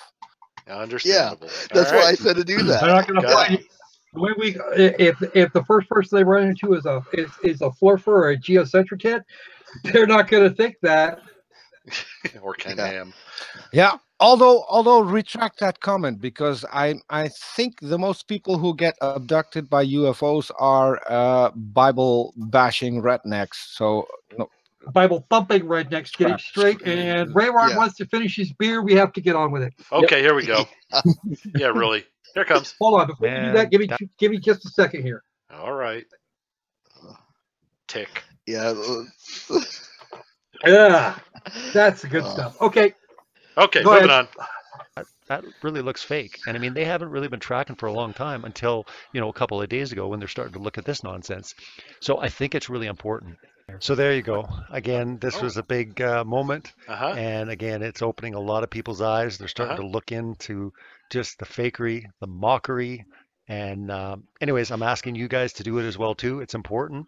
Because again, things like this, need to be exposed. And when you have science now coming out on damage control, trying to explain, he said that because, he was making jokes about flat Earth and, putting a jab in there and saying things like this. We have to kind of wake up because, again, they're worried. Look at John Watson's latest comment. Oh, a ball earth simple question is only simple to someone indoctrinated in ball earth physics. Okay. To the rest of us, common sense prevails. Trigger. Okay, John Watson, jump out of a plane without a parachute, and we'll see how well ball earth physics works. If you give me the height you're going to jump at, I could calculate how long it will take you to hit the ground without a parachute.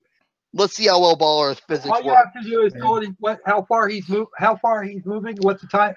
All you have to know is at what height he jumps, the length of time it will take him to achieve terminal velocity at his particular mass, and then the remaining distance. Yep. There you go. Exactly. We're so hey, wait a minute, guys. You're all attacking this John Watson guy. He could give us the answer about how thick the flat Earth is. That's true. But he won't. He already asked that question. I've already asked that question. We already asked that question, and you know what? He still hasn't given me an answer. All right, tell us how thick the flat Earth is, and we'll be happy. How's that? John Watson, come up. Hopefully, we'll get some valuable information here. All right. Yeah. On that note, you saw we're closing in on it. We're coming to the end. Yeah. Let's see what we got. Going on, you need to research it, look into it. This stuff is all incredibly important. And again, when you start seeing things that look incredibly fake, they are fake. Don't let science come in and tell you. All right. What do you got?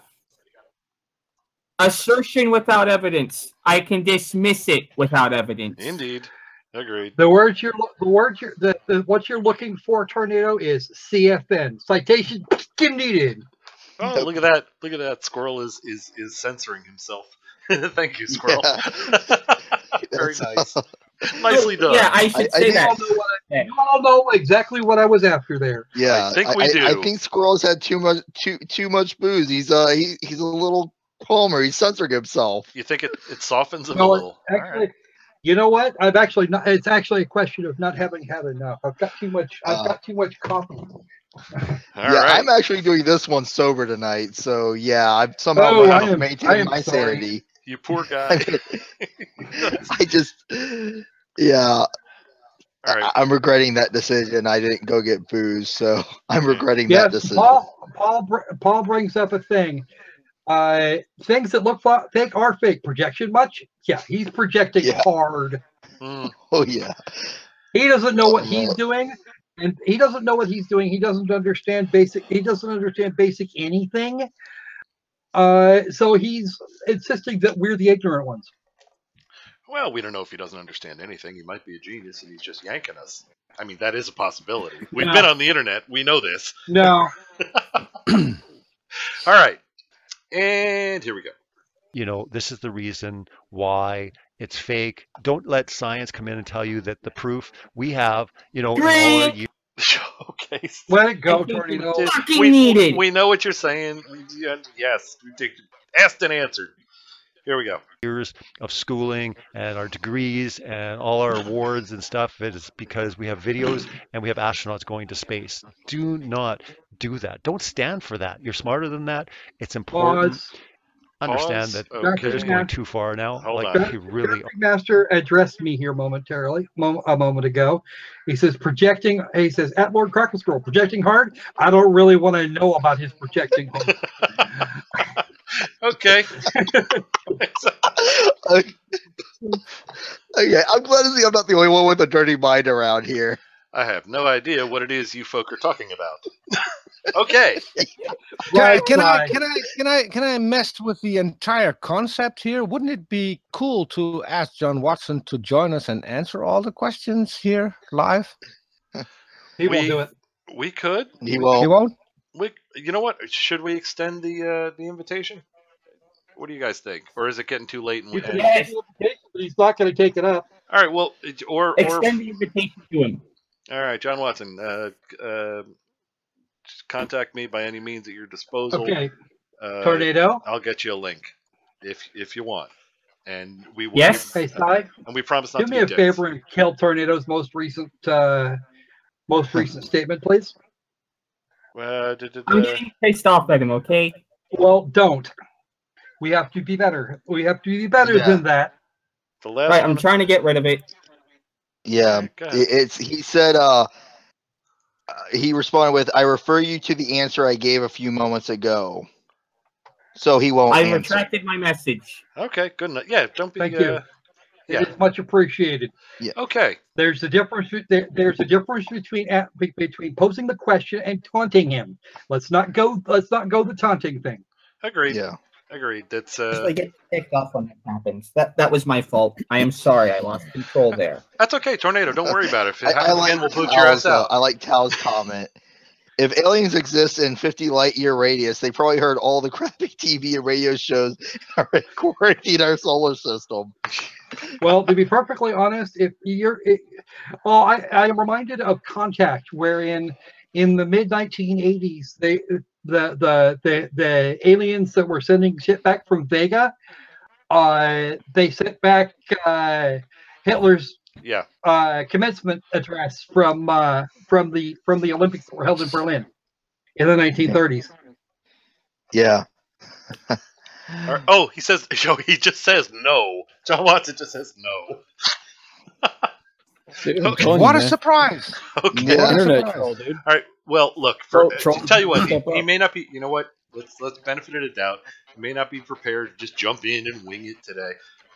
Next week, if you want time to prepare, we'll just mention this then, and we'll invite you again if you don't want to just be put on the spot like that. And like I said before, we promise not to be dicks. We'll have actual conversation. No, we will have ridicule, whatever the hell that spelling means. Not serious discussion. In fact, we are having quite the serious discussion. You know what? Believe it or not, we're just using humor to communicate it. Yeah, if you want serious, we all here can do serious if that is what you so choose. And we what you're can saying, do it.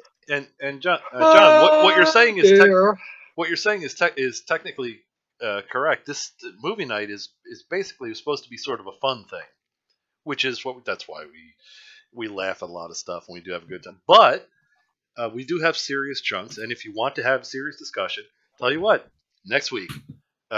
That way you have time to prepare whatever you want to ask or whatever you want to present, and we'd be happy to invite you in. And we can have serious discussions as well.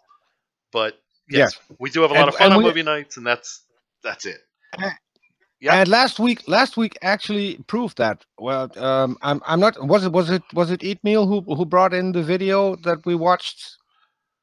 Yeah. So yeah, so it's not only mocking stuff. We actually do discuss real science, and we talk, and when we made time for that in last week's show, so you can go back and watch if he doesn't believe us. Yeah, he's talking. The focus on ridicule proves my point. Well, I'm telling you, this is supposed to be a fun night. If we have something serious to do, we'll talk like I'm doing now. We'll talk about it seriously. If you want to join us next week, like I said, so you have time to be prepared, so you're not just put on the spot, by all means, we'll invite you. I'll get you a link, and we can all talk seriously. Once the pathetic strike is over, and is what he says. He says, "Come on my show once the pathetic strike is over." I'm game. How about you, Cy? Wait, you know what? This guy's got it. This is you know what? No, not for any other reason other than this is one of those. No, my channel. No, my channel. You know what? You're just invited. Put me in, coach. Put me in. I'll talk to him. Either say I'm not even a scientist. He'll rip me apart. He'll make me a flat earther. I guarantee it. All right.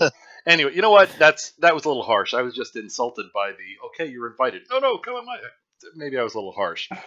Maybe so. We might want to. That might be something to consider. All right, let's communicate. Forget my whole. No, we're not coming. You got to be on this channel because that's crap. Yeah, contact me if we want to have any communications. We will do so.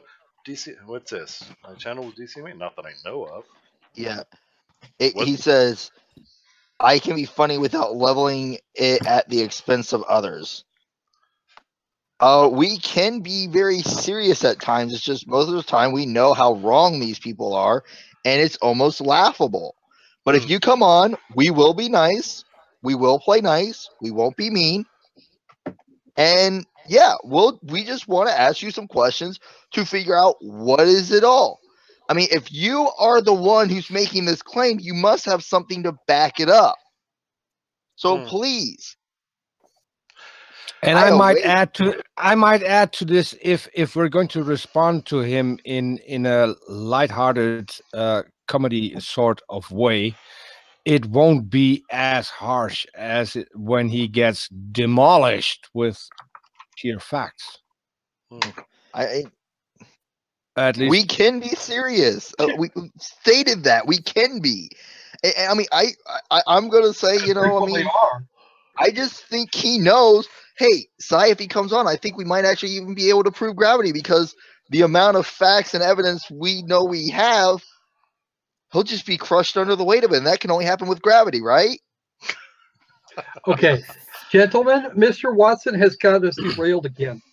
I would like to go to bed sometime this week. Yeah, I was actually just going to suggest that. Like, let's wrap it up. With all due respect to Mr. Watson here, you've taken a significant amount of time to address this man and this man alone, or woman, or whatever, and then invite them on to defend their claims, and they just keep batting you back around. I mean, it's classic troll behavior. I would personally suggest move on. I'm calling troll on it, but all right. And moving on, I'm happy to hide him. Moving on, we shall. I fully agree with Neil on this. Okay, and here we go then. And we're close to the end. Don't worry about it. I mean, it's one thing if you wanted to believe in like rockets and shuttles and stuff, but come on, they're sending cars into space. We need to keep speaking out. Share this video, like it, subscribe. Let's get the word out. Okay. I was about to let it slide, but I just can't. John, there's your identifiable landmass again. Australia. Wait a minute. I was first. Gotta go for If it. you want to go with that, if you want to go with that, I'm first. No. I was first. I'm sure I was first. You're up. Gotta go for it. You're the man. Go ahead. Yes. I almost lost my train of thought here. Oh no.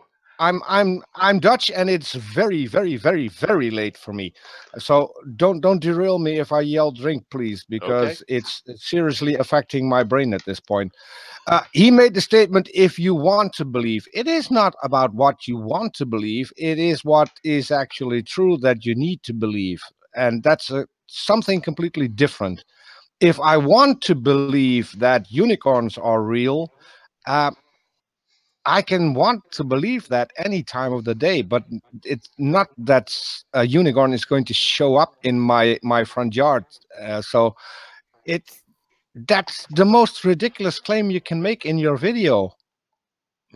If you want to believe what you're saying, then that's supposedly magically becoming the truth. It's not how it works. Generally not. Over.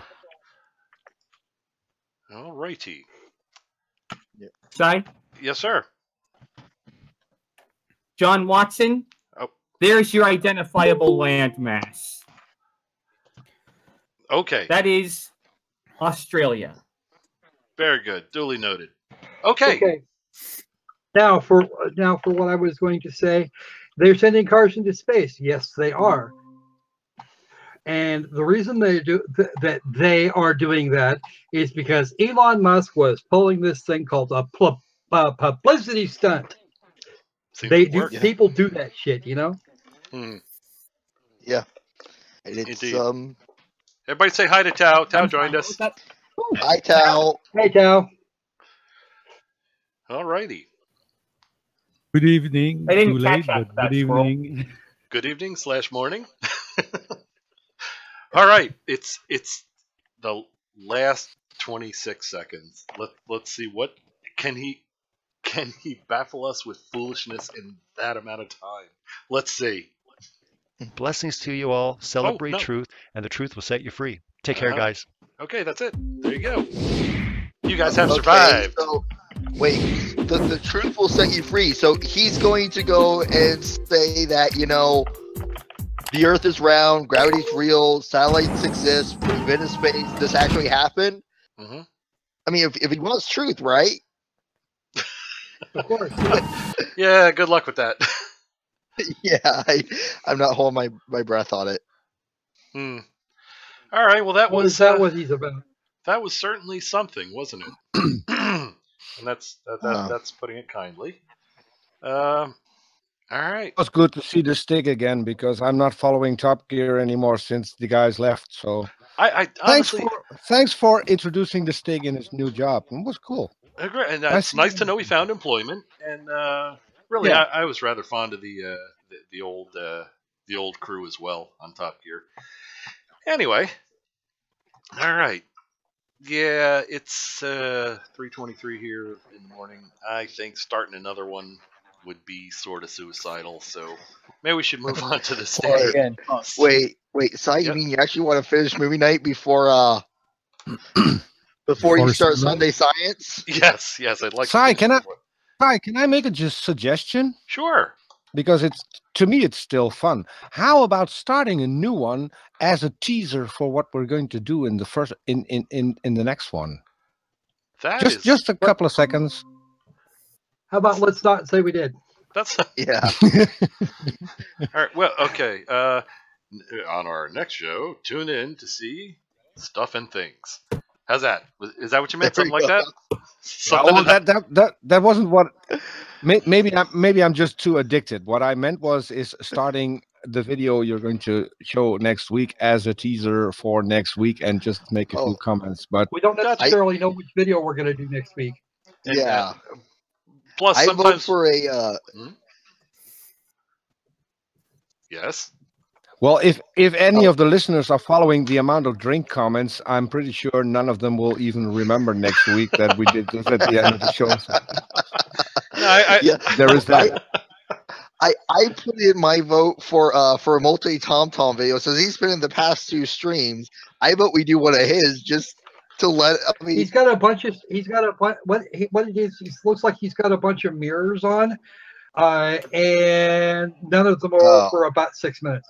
All right. Okay. A 6-minute video. That should only take us an hour and a half. Probably. Paula Gia has a good comment. Tune in next week when you'll hear Ralph the dog say. Okay, so we're gonna be doing verbal clickbait. Okay, got it. All right. On that note, does anyone have any more comments on that fabulous video we just watched? Any closing comments? Okay, Si, you do not want to hear my comments on that video. Okay, just by that, I think we can imagine what they would be. There was a video. Nobody wants to hear what I have to say about that. Yes, there was a video before we had this magnificent conversation. Yes, actually there was. Yeah. All Yeah, right. the hour-long sidetrack bit just, yeah, that was... Well, come on. Who really wanted to get back to the video? I mean, if you had to be honest. Yeah, true. Who really True, wanted? we were all just... I was actually seeing if we couldn't call it beforehand. Yeah. I mean, it is true. We were just trying to postpone, as much as we could, so... And a fine effort it was. And it worked for quite a while. You have to... I mean... Well, you know what? The sad part of it is I actually wound up talking for most of it. Yeah. Most of that time was just me making rants and lectures at this crazy. Never mind. I'm not going to finish that sentence. I'm just not. I'm going to say something, and Sai is going to have to get mad at me again, and I don't want that. I'll help you out, Squirrel. This hominid Homo sapien named John Watson. How about that? Is that a fair enough one? He is not a Homo sapien. He is Homo creator. He is Homo creator patera. Get it straight. All right. Okay, I was trying to be nice. Oh, that's actually for the average super religious moron. You can agree.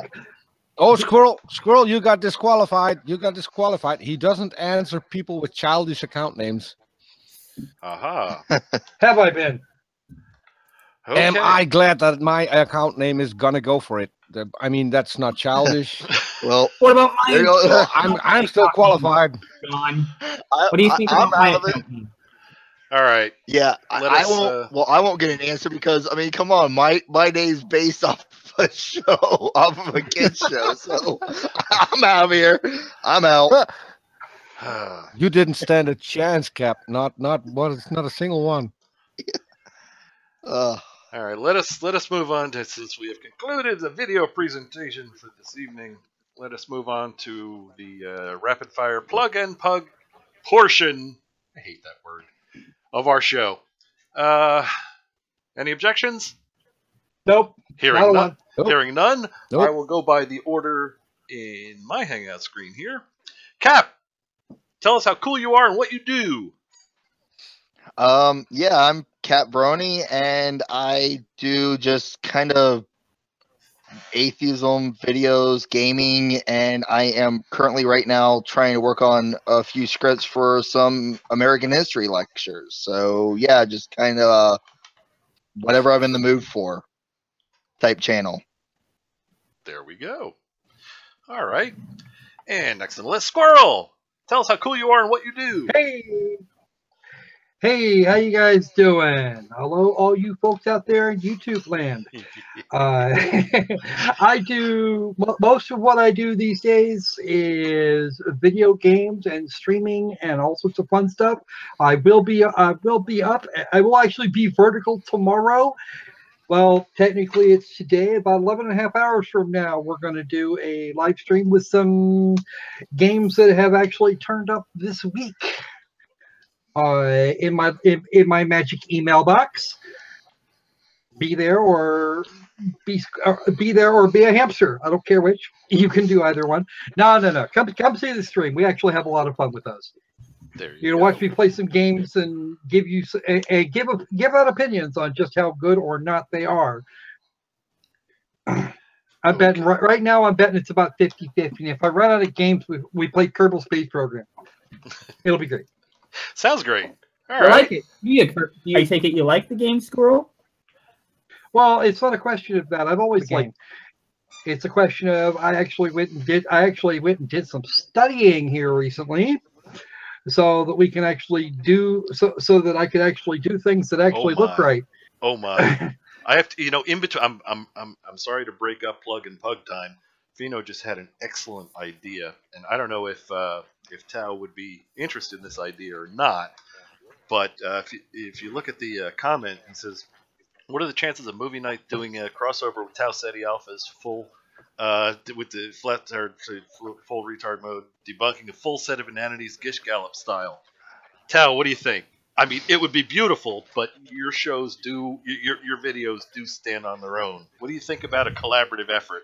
Or do you want to talk about that offline? I don't mind. Okay, well, let's talk about it. It sounds, it would be. Hey, I want to get in there. Doing stuff and things. Stuff and things are good. Hey, if you're gonna do that, I want in, man. Oh, it'll be just. Oh, yeah. Think of what he's saying. I do too. Think of what he's saying. He's not I got talking the about. thing I can do. He's not talking about Tao and I going off and making a video. He's talking about doing a movie night just like this. Although we wouldn't be watching all this dead air like we do with these videos. We'd be watching the high-speed, rapid-fire crap that they spew, and it would honestly, actually with that level of compression, how much time are we going to need? But anyway, let's talk about that offline. Let's talk about that offline, Tao. It's not a bad idea, I would say. Okay. All right. Very good. While you're at it, so I can get a little bit of advance on it. All right. Very good indeed. Let us move down the list. Continuing with plug and pug time. Gonna go for it, my friend. Tell us how cool you are and what you do. Well, I toy around with Photoshop and After Effects for people who like to have me add a little thing to their channel. That's a first. My main contribution is on Twitter and on YouTube as Gonna Go For It. On YouTube, we do talks with different people. We had an incredibly good talk this week with a professor from University of Tampa. He had some great ideas when it comes to atheists versus theists. The guy wrote a couple of books, so I urge you to go see that conversation. Last week, I announced a conversation that actually didn't happen.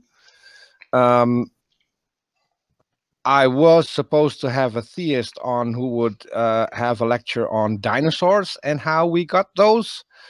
He had to bail out because of getting called into work, and he let me know that he would be available Friday and Saturday. So I left out Friday. I said to him, I left out Friday because of this, and I told him Saturday would maybe be a better date. I already set up the stream, so I can tell you guys the title: Lizards and the Nephilim, a love story, not safe for work. Oh dear. So if he turns up today, be sure and don't miss this. We're going to talk to him, Karis and I, and Karis already let me in that she may get naughty on this stream, so that's why I put in the not safe for work. Oh my. Oh my. But it is promising to be a very good stream. And if I may, I want to not only bring people to our channel, which is Gonna Go For It on YouTube. But while he's not here, I want to address our good friend RJ, and I know that any of you have the links, so please put up the links to RJ's stuff on there as well, and to his account where people can send him a little bit of money to continue his work, because I know that's very much needed. So I want to take part of my time to plug RJ as well, because it needs to be done. Agreed, and I'm glad you did. Yeah. It's I believe, we'll put it in there, and I believe everything you need to find can be from his base is tortukan.com, and and we'll put some links to RJ's stuff in there. I think it's tortukan.wordpress.com. WordPress. Actually, if you just do tortukan.com, it does seem to forward right to it. But tortukan.wordpress.com, that's right. Now that you mention it, that is how he usually presents it. There, I posted it. Cool. Very good indeed. Yeah, he could definitely use our help as well. Alrighty. Yeah. And anything else going to go for it? Or shall we move on? No, that's pretty much it at the moment. Okay. So I am interested in finding out what happens to those poor lizards, by the way. So that's going to be good. Yeah. All right. Let's just say it could end up being a video being discussed on here. It just honestly, it just sounds messy. If there's any science in it, we could discuss it. All right. Right. Very good. Well, moving on down the list. Eat Meal, tell us how cool you are and what you do. Well, thank you for asking, Cy. I am part of a nonprofit group called FACFOS. That's Fathers Against Cars Falling from Outer Space. We are an educational nonprofit, and we're trying to get the word out there that the government is launching cars into outer space, and it's really bad if they fall from outer space and hit you. So far, it's just me. My secretary quit the other day when I beat her in Tekken Tag. So, really slow start for the Foundation so far. But I am out there and I'm working. When I'm not doing that, I'm really, really working hard to work through this 5,000-page tome. Ha! Brought it back. Oh my! That I bought from RJ called Evolution Slam Dunk. Usually I get about 4 or 5 pages into it and my eyes roll in the back of my head because I'm an idiot. But it's got a lot of nice pictures in it. So, maybe somebody out there can read it and then do a review about it on their YouTube channel. Hint. If I had a copy, I would have done it already. Right. Yeah, that's really all of those made up things. That's all I have. Okay. No. Duly noted. I just gotta answer Crypto real quick. Okay. Too many times. He said, "How often do John and Tom pop up? They're like radioactive zombie cockroaches." The answer: too many times. All right. Let's see. Radioactive zombie cockroaches. Who's next here? Oh, look at that. Tao, tell us how cool you are and what you do, as if anyone doesn't know. I've been here. I've not been here at the end of the plugin for the last month, and you had decided to do a shameless plug when I came. I hate this. Anyway, you really plugged me well a few minutes ago. So what else more to say? Oh, okay. I was going to say, Tao. You want me to plug for you? I could probably make some things up about you. Oh, give it a shot. Let's see what you got. Oh, shit. So, thank you for asking, Cy. My name is Tao Seti Alpha. I am the current reigning welterweight champion of North America. I stand uncontested in bare knuckle boxing, and I spend my time educating cats on how to take a punch. I'm sorry. I gotta say this. It's not believable when you're laughing at you trying to do that. Tao's one of the nicest people I think on the internet, and the idea of him punching cats in the face. I cracked myself up. Oh man, I'm glad y'all invited me. I'm having a wonderful time. Okay. I'm science. I have a question. Yeah, what's up? Can people ask you to do a channel trailer? Because I would love to have a channel trailer by you. I can't imagine how you would think that would be helpful, but yeah. I wasn't talking about it being helpful. It just would be awesome. Oh yeah, definitely. All right. As long as alcohol is legal, then I could probably go for days. I'm Dutch. Weed is legal here. Oh, dude, my dude. All right. And let's see. Only one left, sadly. Let us move on to Tornado. Tell us how cool you are and what you do. So, from Tau City Alpha, it's home to move on to Tornado, aka me. Yes. I'm working on this video called 200 proofs why Dubé is a lying pile of horse. Yay! And so far, I have been running into computer troubles. Aha. That is why I'm currently using a laptop and not my CPU, because due to unforeseen events with the motherboard on my CPU, it's currently out of commission temporarily until Mom gets a new one. See, that's not technically a plug, Tornado. Right now. So that way, when I do get my CPU back and I can actually use it, I'm going to begin working on that video post haste. I also do gaming. Unfortunately, I haven't figured out how exactly to do that then, but still, either way, the fact of the matter is, I'm Tornado Pelt. I do YouTube gaming, and I also debunk horse crap on the internet. Indeed. It should have said, I debunk horse on the internet. Alrighty then. Okay. Well, very good. Since Tornado brought up the pun, can I bring up you're basically a YouTuber having mother issues?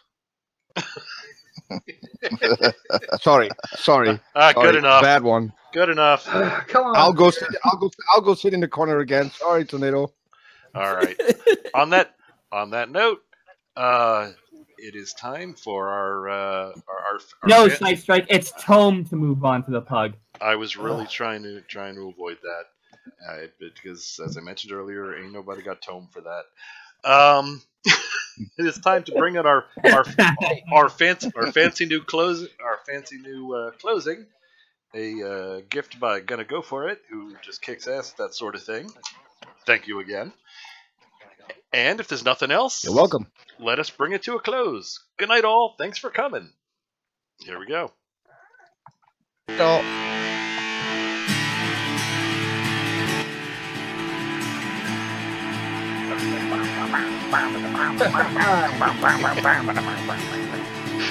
It's so much more fun as a sing-along, isn't it?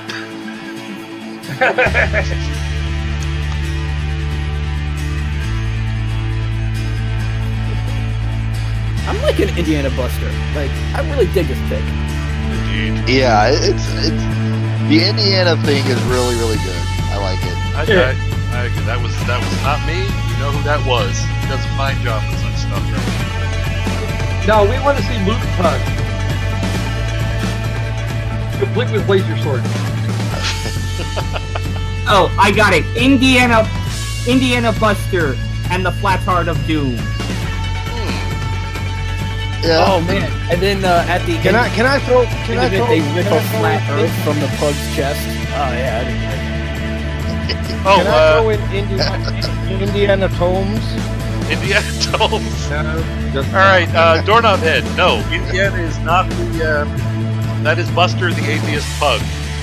He got his start trying to offend Ken Ham. Apparently, he was successful. Because we're blocked on just about everything. Yeah. No, Doorknob Head is actually quoting from the third Indiana Jones. We're almost quoting from the third Indiana Jones. That was actually he named the dog Indiana. Indeed. And yeah. Let's see. I might. That'll be a good one to watch. Indiana Pug in the Last Curvature. And you missed the one just above that, Tomb Raider? Yeah, I saw that one. Tomb Raider. Tomb Raider, yeah. I think it's Tome to stop with all the book puns. Maybe so. This is one. Canned ham equals spam. That makes sense. That'd be about right, yeah.